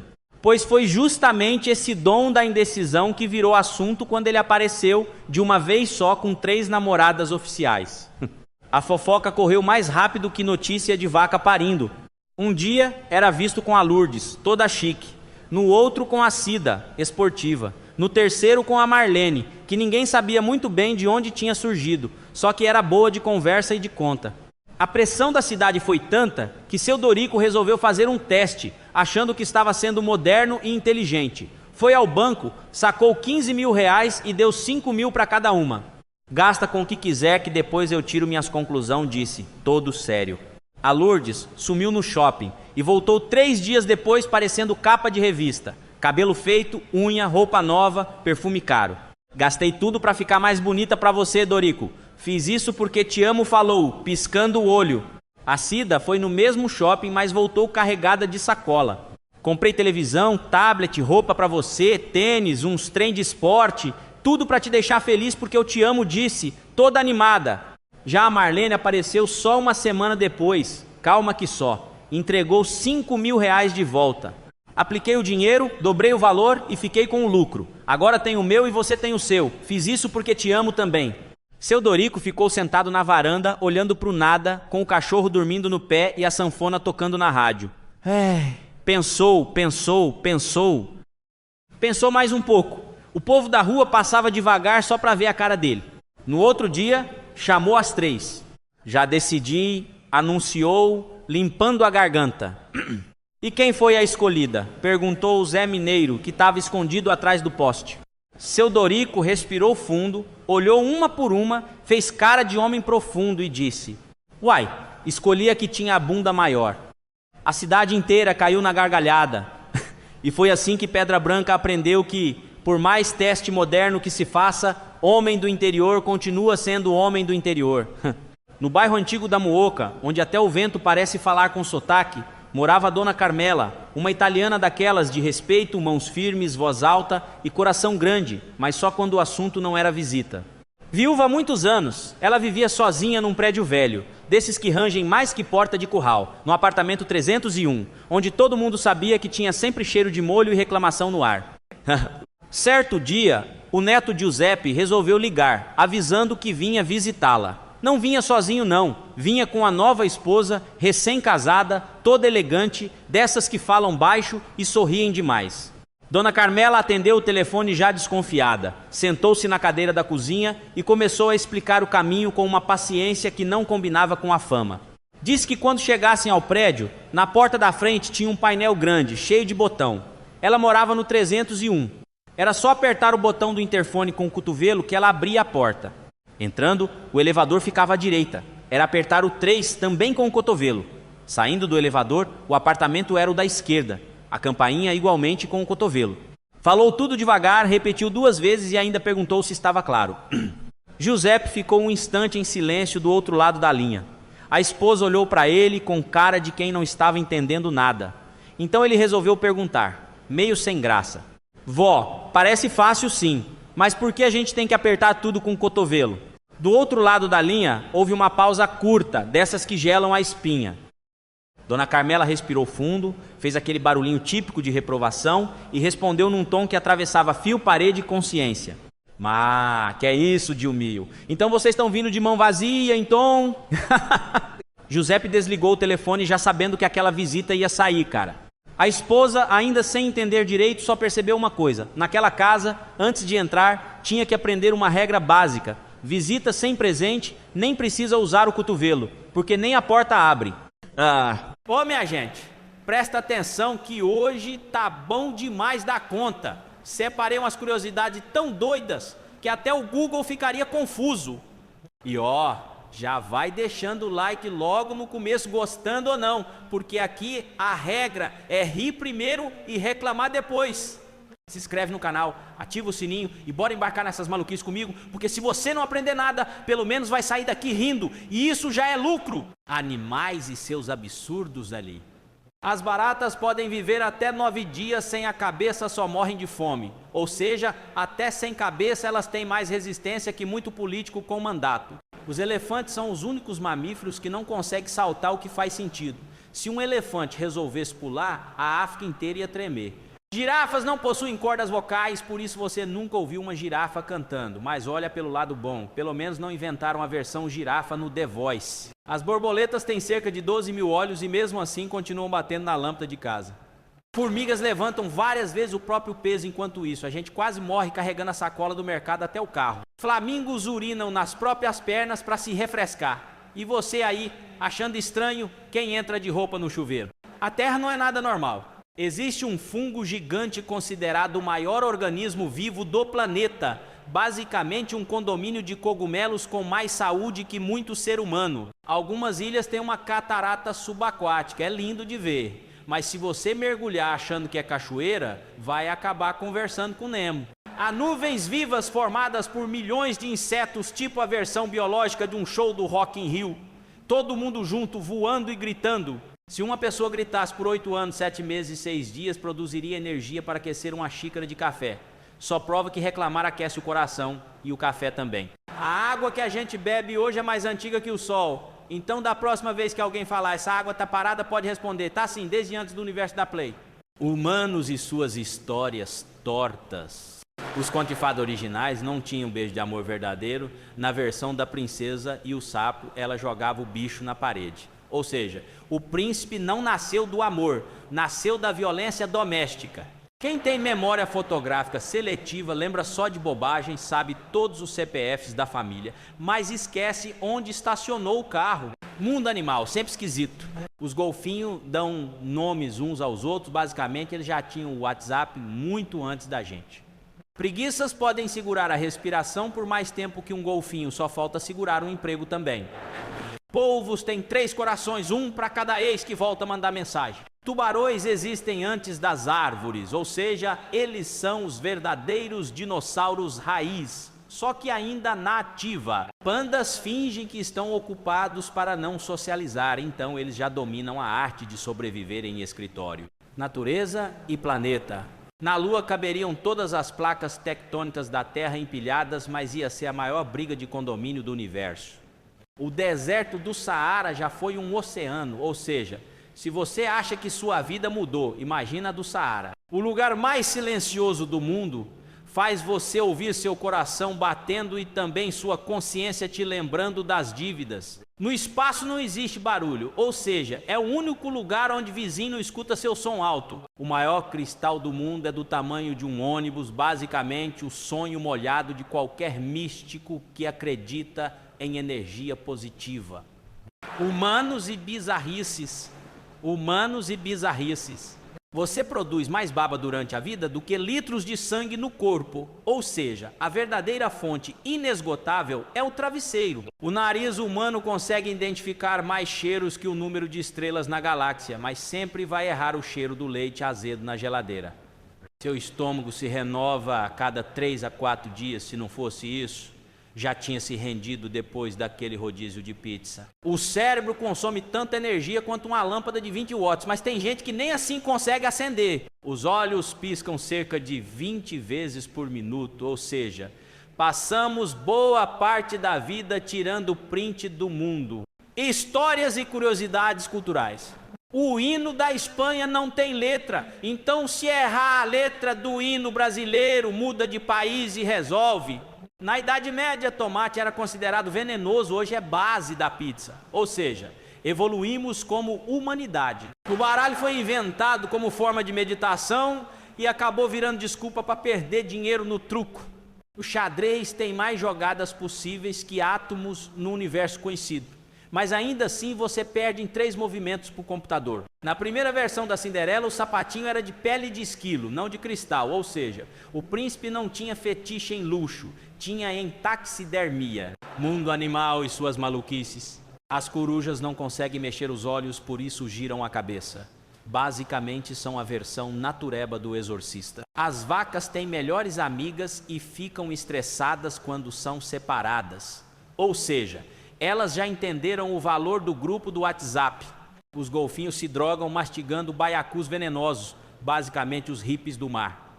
Cavalos não conseguem vomitar, o que explica porque ficam com cara de enjoados às vezes. Os tubarões podem viver até 500 anos, ou seja, eles viram todas as temporadas de Malhação. Planeta Terra, o verdadeiro doido. No deserto de Atacama já ficou 400 anos sem chover e você reclamando da falta de água na sua torneira por 2 horas. O ponto mais profundo da Terra é mais baixo que o Everest, é alto, é o famoso sempre tem alguém mais fundo no poço que você. Existem rios dentro do oceano, é tipo água dentro da água, versão premium. As pedras podem andar sozinhas no Vale da Morte, mas calma, não é assombração, é o vento. O Alasca já foi vendido pela Rússia aos EUA por 7 milhões de dólares. Hoje não dá nem para comprar um apartamento em São Paulo. Humanos e o bizarro. Seu corpo tem ferro suficiente para fazer um prego pequeno. Ou seja, você é basicamente uma obra inacabada da construção civil. Cada pessoa passa em média 6 meses da vida esperando o semáforo abrir e outros 6 xingando motoristas lerdos. Você tem mais bactérias na boca do que pessoas no planeta. Beijo triplica a população de micróbios na hora. Seus ossos são mais fortes que o aço, só não parecem quando você tropeça no tapete. Na seta 12, rede aporre comando 4 baso e 12 apossedo. Nele meto tudo, nele meto possedo, nele meto. As unhas crescem mais rápido na mão que você mais usa o corpo. Basicamente recompensa a preguiça. Cultura e história estranha. Cleópatra viveu mais perto da invenção do iPhone do que da construção das pirâmides. Basicamente ela poderia ter um Insta. Na Idade Média, usar garfo era sinal de frescura. Comer com a mão era top trend. Os vikings usavam ossos de animais como cartas de crédito, banco raiz, sem senha de 6 dígitos. O alfabeto havaiano só tem 12 letras e mesmo assim eles fizeram rumo no Coapua. No Japão, existem máquinas automáticas que vendem tudo. Até guarda-chuva, o brasileiro já imagina elas vendendo fiado. Mundo animal. Os crocodilos engolem pedras para afundar melhor. Basicamente, eles inventaram um lastro muito antes dos navios. Camaleões não mudam de cor para se camuflar, e sim para se comunicar, ou seja, são os LED ambulantes da natureza. Os pinguins oferecem pedras como presente de namoro, os humanos copiam isso, só que chamam de aliança. Tubarões não têm ossos, Só cartilagem o que os torna o maior peixe de borracha da história. As tartarugas podem respirar pelo ânus, ou seja, até elas já sabem trabalhar sob pressão. Um planeta bizarro. O Monte Everest cresce cerca de 4 milímetros por ano, tá mais empenhado em crescer que muito influencer. No deserto da Namíbia existem plantas com mais de 2.000 anos vivas até hoje, provavelmente esperando alguém regar. O vulcão Etna já é ativo há 500.000 anos, a verdadeira definição de funcionário que nunca tira férias. Existe um lago rosa no Senegal chamado Retba, basicamente a Barbie já tinha sua piscina natural. No centro da Terra faz mais calor que na superfície do Sol e você achando quente a panela de feijão. Humanos doidos. O corpo humano brilha no escuro, mas de forma tão fraca que os olhos não percebem. Ou seja, somos lanternas de 5ª categoria. As impressões da sua língua são únicas. Como digitais, só falta a polícia criar escaneador de língua nos presídios. Seu cabelo cresce mais rápido no verão, o corpo basicamente tem seu próprio calendário capilar. Os rins filtram cerca de 50 litros de sangue por dia. Basicamente trabalham em tempo integral, sem direito a hora extra. Se você ficar sem dormir por 11 dias pode morrer, mas depois de 2 julear parece que morreu por dentro. Cultura e história. O ketchup já foi vendido como remédio, imagina um médico receitar cheeseburger com coca. Na Roma antiga, a urina era usada para lavar roupa, aí você descobre que suas calças nunca estiveram tão limpas. George Washington tinha dentes feitos de presas de hipopótamo, o verdadeiro sorriso animal. A primeira câmera fotográfica demorava 8 horas para registrar uma imagem selfie. Naquela época era praticamente um casamento. Na Inglaterra medieval, dormir nu era sinal de pobreza, hoje é sinal de calor e falta de ar-condicionado. Mundo animal insano. As estrelas do mar podem regenerar braços e até o corpo inteiro, basicamente um Lego vivo. Os camarões mantis têm a visão mais complexa do reino animal e enxergam mais cores que um vendedor de televisão. O coração da baleia azul é do tamanho de um carro e ainda assim cabe mais amor que muito humano por aí.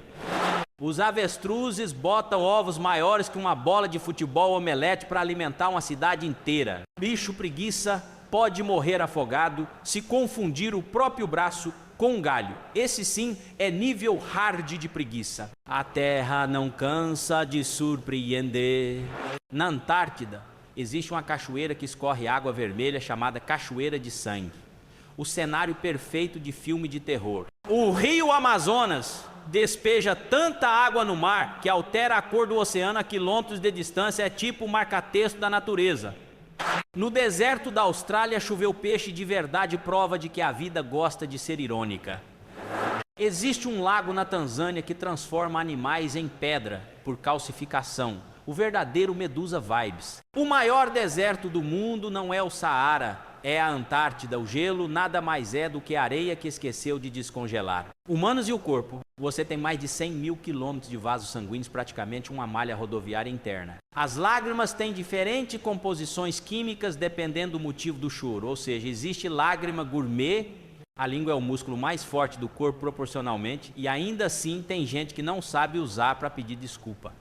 Os ouvidos continuam crescendo durante toda a vida, é por isso que os velhinhos parecem estar sempre prontos para ouvir fofoca. Seus pés têm mais de 250.000 glândulas sudoríparas e ainda reclamam quando o tênis fede.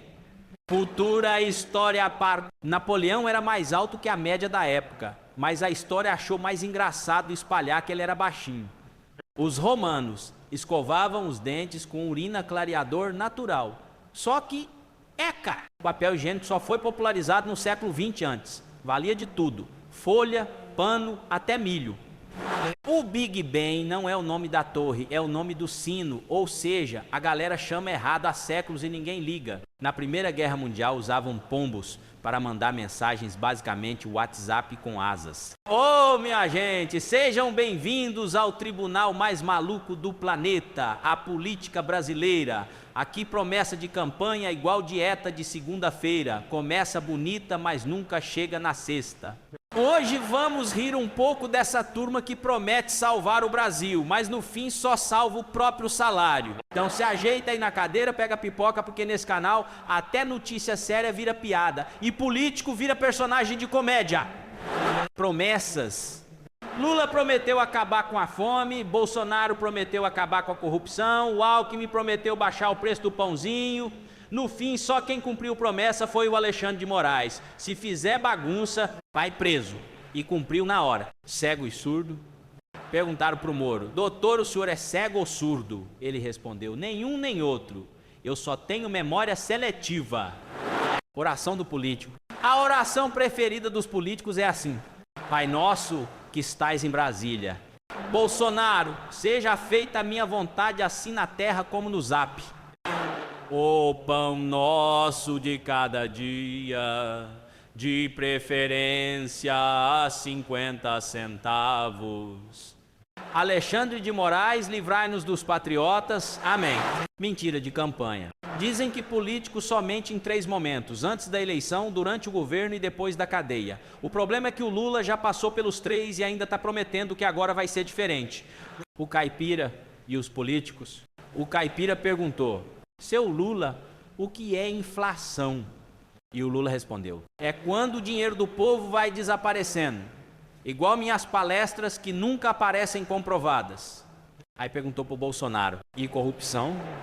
Bolsonaro respondeu: é coisa da esquerda.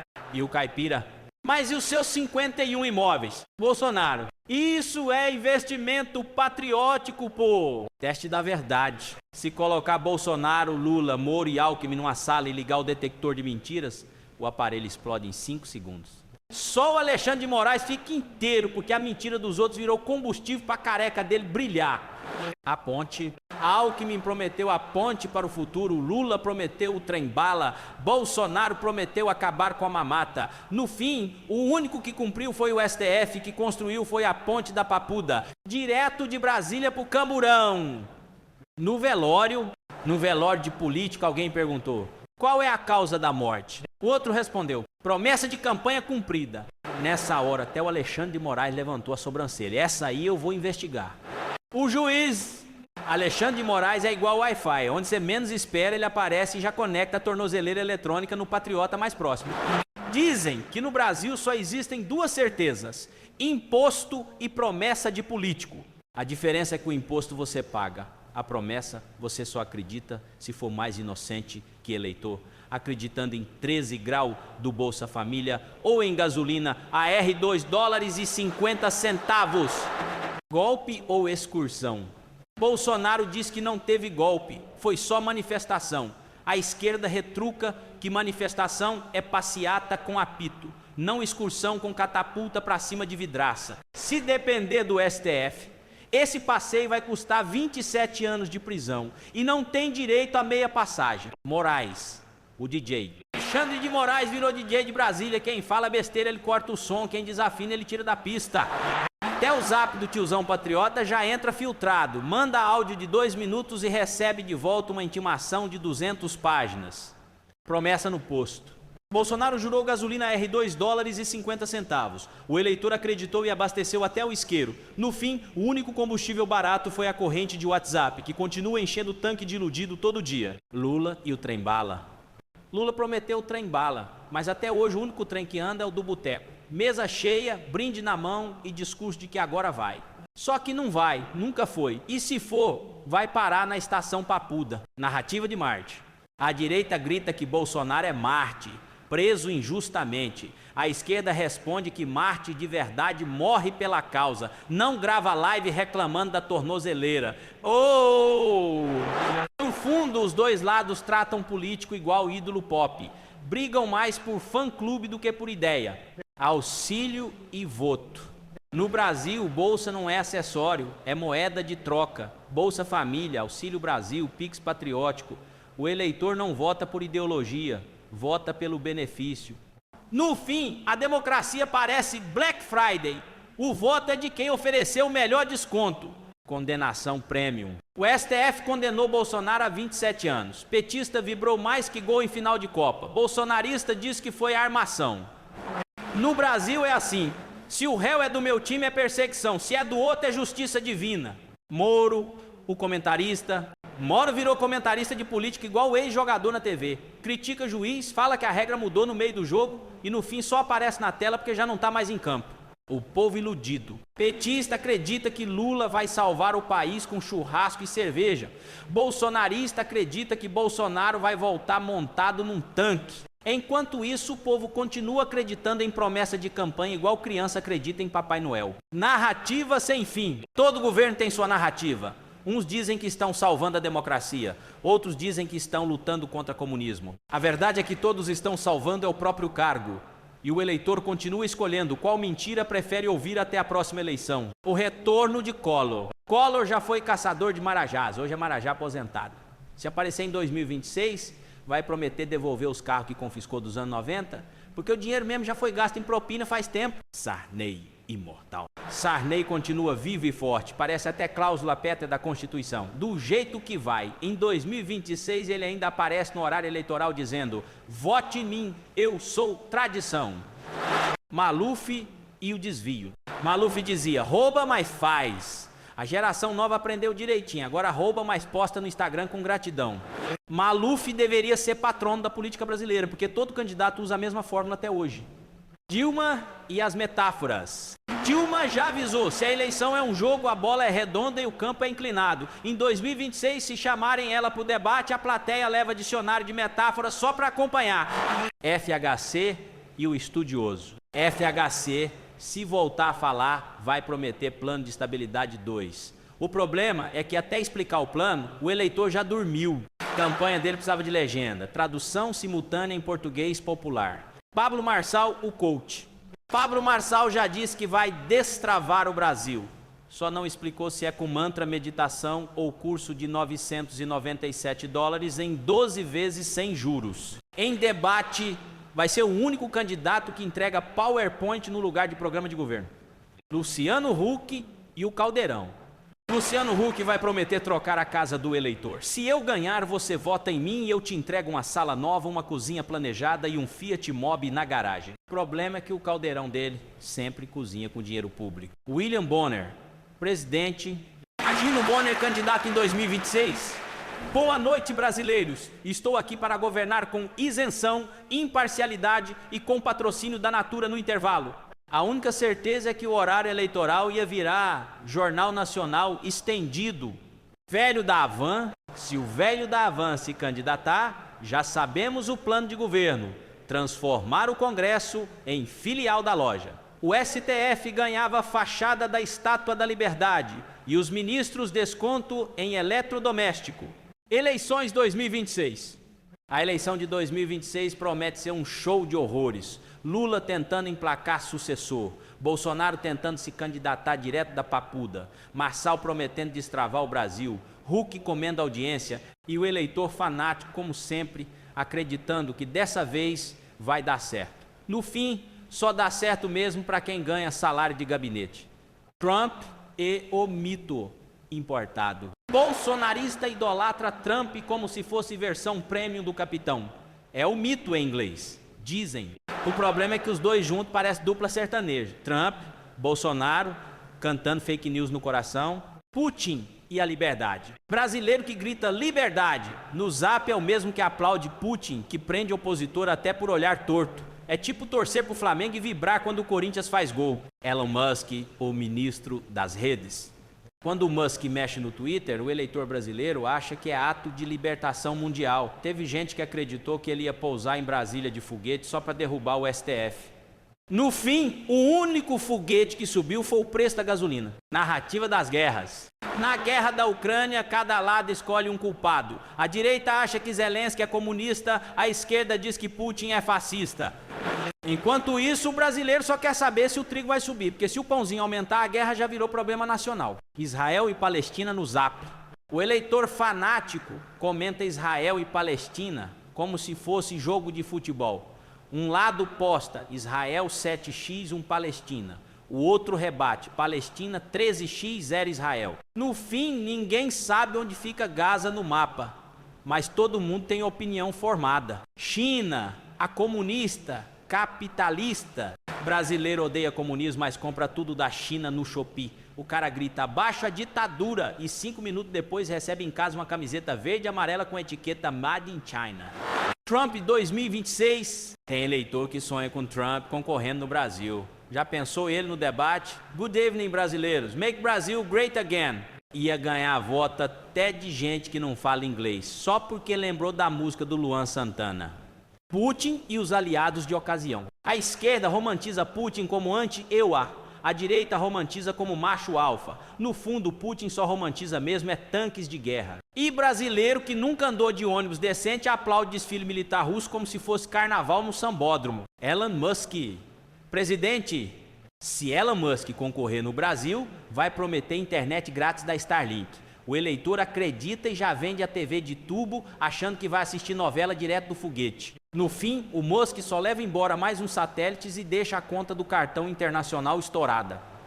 Fanático da liberdade. O mais engraçado é o eleitor brasileiro que grita liberdade ou morte enquanto sonha com um salvador autoritário. É tipo pedir dieta saudável comendo rodízio de pizza. BRICS e a moeda mágica. O BRICS quer lançar uma moeda própria para competir com o dólar. Brasileiro já se animou. Será que dá para parcelar em 12 vezes sem juros?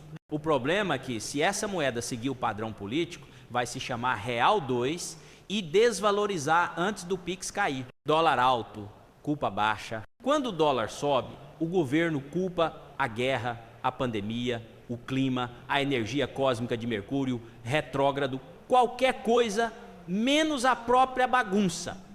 O brasileiro já sabe, o culpado nunca está em Brasília, sempre está no noticiário internacional. Crise climática e palanque. Líder mundial adora falar de aquecimento global, mas só enquanto o ar-condicionado da conferência está no máximo. Aqui no Brasil, o candidato promete plantar árvore e já chega com madeireiro no comitê de campanha.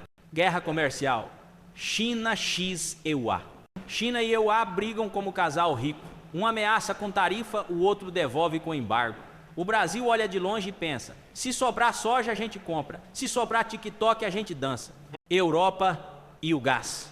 A Europa reclama da Rússia cortando gás, mas brasileiro só pensa, vem morar aqui e pagar a conta de luz, vocês vão ver o que é sofrimento energético. Se Putin controlasse energia no Brasil, a gente estava cozinhando miojo na vela. Inteligência artificial. Presidente, enquanto discutem IA no mundo, o brasileiro já sonha. Bota o chat GPT para governar. Seria o primeiro presidente que cumpre promessa em segundos. Escreve discurso sem enrolar e ainda responde pergunta do eleitor às 3 horas da manhã. Nobel da Paz perdido? Todo ano algum político mundial quer ser Nobel da Paz. Aqui, se político brasileiro concorrer, o prêmio muda de nome. Nobel da Conversa Fiada. Crise mundial e narrativa local. No exterior falam de inflação global. No Brasil já é desculpa pronta. Se o tomate está caro, culpa é da guerra da Ucrânia. Se o ovo aumenta, foi conflito em Gaza. Se o arroz dispara, certeza que Elon Musk mandou foguete demais para o espaço. O Reino Unido e os reis. Inglês troca de rei, troca de primeiro-ministro e continua reclamando do metrô. O brasileiro olha e pensa, aqui a gente não tem rei, mas tem deputado que custa mais caro que família real inteira. ONU e os discursos. A cada Assembleia da ONU é sempre a mesma cena. Líder brasileiro vai lá, faz discurso histórico, fala de democracia e clima. E no voo de volta já está fechando acordo para liberar a emenda do Centrão. Causo do Lula e a PEC. Dizem que Lula foi explicar a PEC da blindagem. Companheiros, isso aqui é para proteger a democracia. Um eleitor interrompeu. Mas, presidente, parece mais é para proteger político enrolado. Lula coçou a barba e respondeu. É que democracia também precisa de protetor solar, companheiro. Causo do Bolsonaro e a blindagem. Bolsonaro, ao ouvir da PEC, disse, se é para blindar a política, eu topo. Um apoiador gritou, mas capitão, blindagem não serve só para carro de bandido? Ele retrucou. Ué, e o Congresso é o quê? Causo do Collor e a inovação. Collor ouviu falar de blindagem e se animou. No meu tempo era confisco, agora é blindagem. Um eleitor respondeu, o senhor sempre na frente da fila das traquinagens. Causo da Dilma e a explicação. Dilma foi explicar a PEC. A PEC da blindagem é como a conta de luz. Se ela sobe, a gente baixa. Se baixa, a gente sobe. Um eleitor gritou, Mas, presidente, o que isso tem a ver? E ela: tem tudo a ver, porque não tem nada a ver. Causo do Sarney e a eternidade. Sarney foi perguntado sobre a PEC da blindagem. O senhor é a favor? Ele respondeu: meu filho, eu já sobrevivi a todas as constituições. Se botarem blindagem, eu viro imortal mesmo. Causa do Ciro e o debate. Ciro Gomes foi chamado a opinar. Ele subiu no palanque e disse: essa PEC é um absurdo, uma vergonha. O povo aplaudiu. E Ciro completou: mas se fosse eu o autor, ia ser a melhor PEC da história. Causa do Nicolas e a juventude. Nicolas Ferreira foi para o plenário e gritou: essa PEC é coisa da esquerda, é golpe contra o povo. Um deputado mais velho disse: mas você acabou de votar a favor. Nicolas respondeu: votei só para mostrar que sou contra. Causa do Arthur Lira e o Pix. Arthur Lira defendeu a PEC dizendo: é para o bem do Congresso. Um eleitor perguntou: mas não é para o bem do povo? Ele respondeu: o povo não mandou Pix ainda, então fica para o próximo semestre. Causa do Gilmar Mendes. Gilmar Mendes, perguntado sobre a PEC, respondeu: se passar eu dou um jeitinho. E o jornalista: mas e se não passar? Aí eu dou um jeitinho também. Causa do povo na praça. Na praça um senhor comentou: essa PEC é da blindagem. Outro retrucou: blindagem nada, é da bandidagem. E um terceiro concluiu: no fim das contas é só mais uma PEC, porque promessa engana cidadão. Rapaz, vocês sabem como é vida de cidade pequena. Aqui, na Serra das Laranjeiras, a gente se diverte até com promessa de político. Esses dias, o prefeito Nicolau chamou todo mundo para a inauguração de uma lâmpada nova na praça. Tinha banda da escola, fita para cortar, e Genival gritando que era a maior obra da história. Ligaram a lâmpada e ela queimou na hora. Coronel Zé Firmino, encostado no banco, cochichou: histórico mesmo, é a inauguração mais rápida do mundo. E falando em promessa, apareceu de novo o Severino Mindset vendendo mentoria de milho na venda do Antônio Clarindo. Disse que quem comprasse 3 espigas levava uma crença destravada. Zé Biriba comprou só para ver. Severino fechou os olhos, fez pose de guru e falou: agora sua mente é abundante. Biriba cheirou as espigas e respondeu: abundante tá, é a pamonha de sábado, Severino. A mentoria eu pago quando minha mente emitir nota. Outro dia, na escola, a professora pediu para as crianças fazerem um desenho sobre saúde. O filho do Clarindo desenhou um copo de pinga. Ela perguntou por quê. Ele respondeu: porque papai diz que pinga mata os germes e anima os amigos. A turma caiu na risada. E o engenheiro Souza? Esse foi pescar com Zé Biriba. Passaram a manhã sem pegar nada. Biriba disse: esse rio tá cheio de peixe evangélico. Souza regalou os olhos. Como assim, Biriba? Ué, não pega na isca de jeito nenhum, só se for no dízimo. A canoa quase virou de tanto riso. O prefeito Nicolau também é uma figura. Anunciou na rádio o programa Passo Seguro. Ia pintar setas no chão para ensinar o povo a andar. Genival bateu palma. Engenheiro Souza levantou a mão. Se pintar seta no buraco, o buraco vira prioridade. Nicolau respondeu: vira atração turística.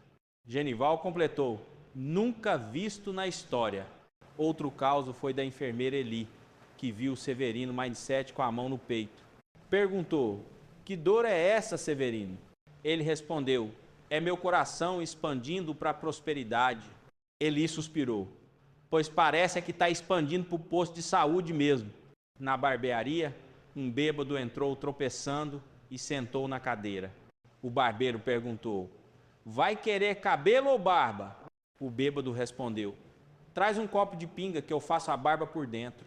E para fechar, Genival chegou na venda dizendo: o prefeito Nicolau vai transformar a cidade. Coronel retrucou: vai sim transformar o asfalto em buraco, porque promessa ele cumpre é só no palanque. Até Severino Mindset riu e completou: isso é o que eu chamo de mindset de retrocesso. Na venda do Antônio Clarindo apareceu um sujeito vendendo ovo de galinha gourmet. Dizia que a galinha escutava música clássica e botava com mais cultura. Clarindo comprou um para experimentar. Quebrou o ovo na frigideira e saiu um bilhete escrito: "Obrigado pela audiência". Até o Zé Biriba disse que nunca tinha visto o ovo tão culto. Outro dia, o Severino Mindset montou um palco improvisado no coreto. Disse que ia ensinar a respiração da prosperidade de graça. Pediu para o povo respirar fundo e visualizar a riqueza. Quando todos fecharam os olhos, ele passou o chapéu pedindo contribuição. No fim da meditação, só ele estava mais rico mesmo. O engenheiro Souza resolveu testar um aplicativo novo de celular que mede inteligência pelo toque. Encostou o dedo e o aplicativo apitou dizendo: "Parabéns, você é engenheiro". Zé Biriba encostou o dedo e o aplicativo respondeu: "Por favor, use outro dedo".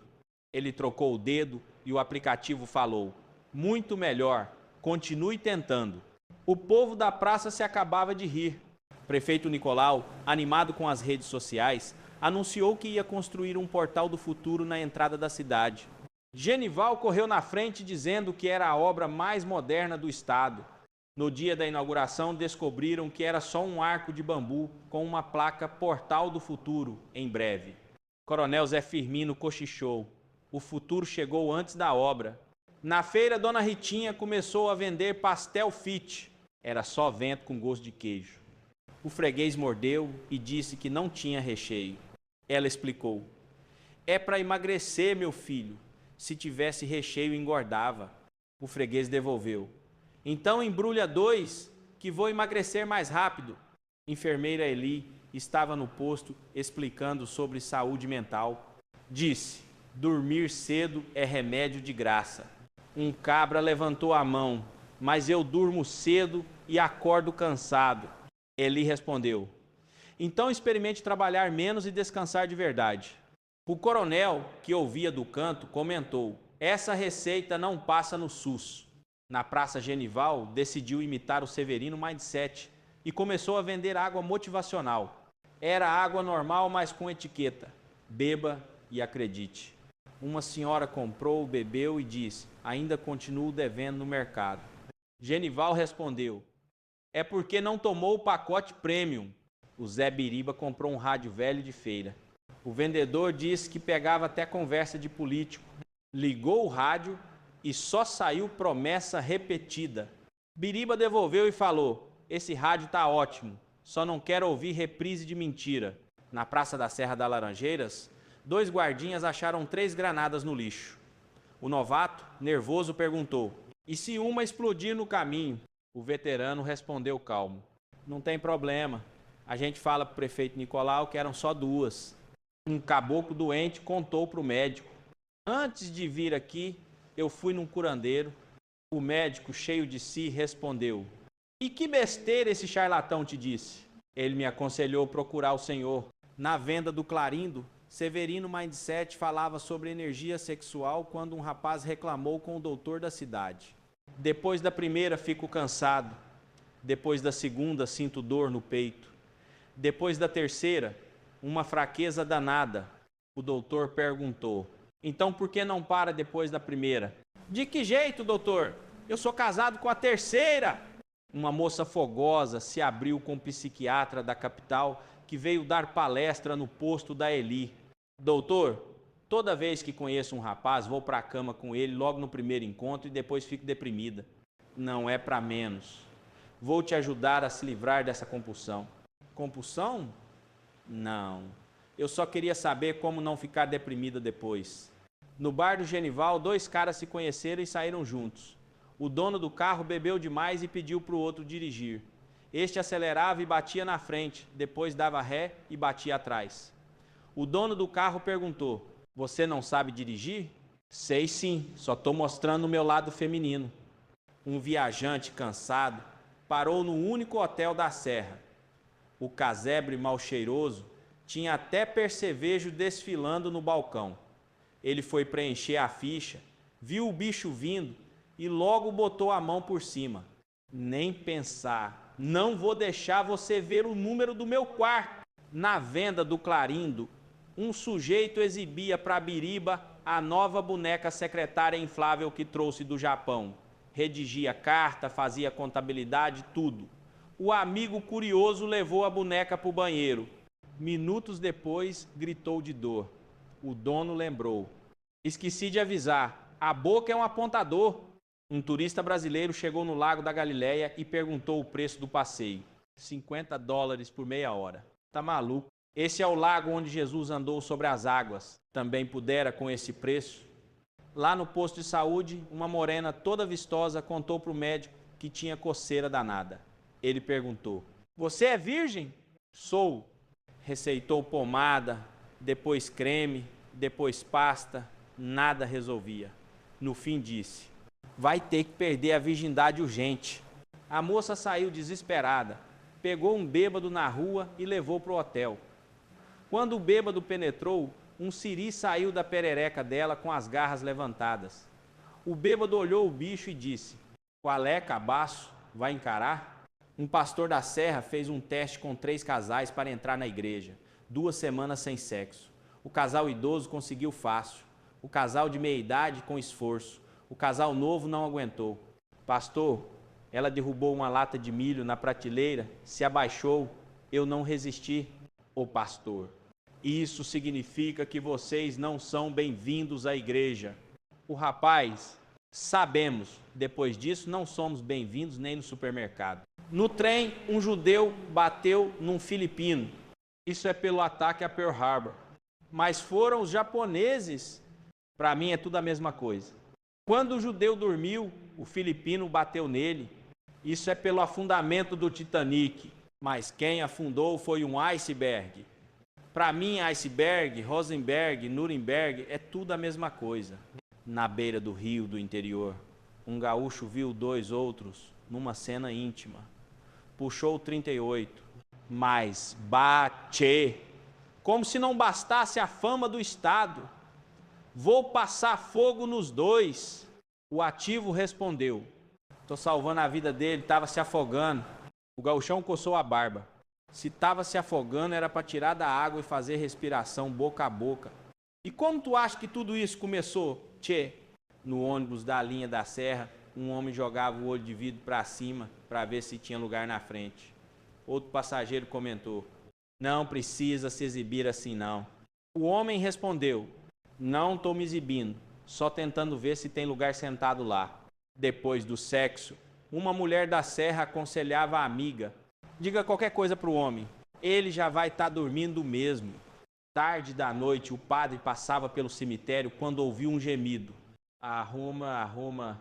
Segurou o crucifixo e perguntou, o que essa alma precisa? E a voz respondeu, papel higiênico. Abraão e Jacó estavam cheios de dívidas. Foram ao banco pedir empréstimo. O gerente disse que se tivesse problema mandava carta. Passou o fim de semana no sufoco. Na segunda chegou uma carta. Abraão abriu e sorriu. Boas notícias, Jacó. É teu irmão que morreu. Numa excursão de idosos, 2 velhinhas reclamaram de assédio no ônibus. O motorista procurou até achar um velhinho de 4 debaixo do banco. Perguntou, posso ajudar? Pode sim, perdi minha peruca. 2 vezes achei que tinha encontrado, mas era risca no meio. A minha tem risca de lado. Uma morena foi nadar nua num lago deserto. Um guarda saiu de trás da árvore. Desculpe, é proibido nadar. Ela corou. Por que não avisou antes de eu tirar a roupa? Não existe lei proibindo tirar a roupa. Primeiro dia de trabalho da bicha como ascensorista.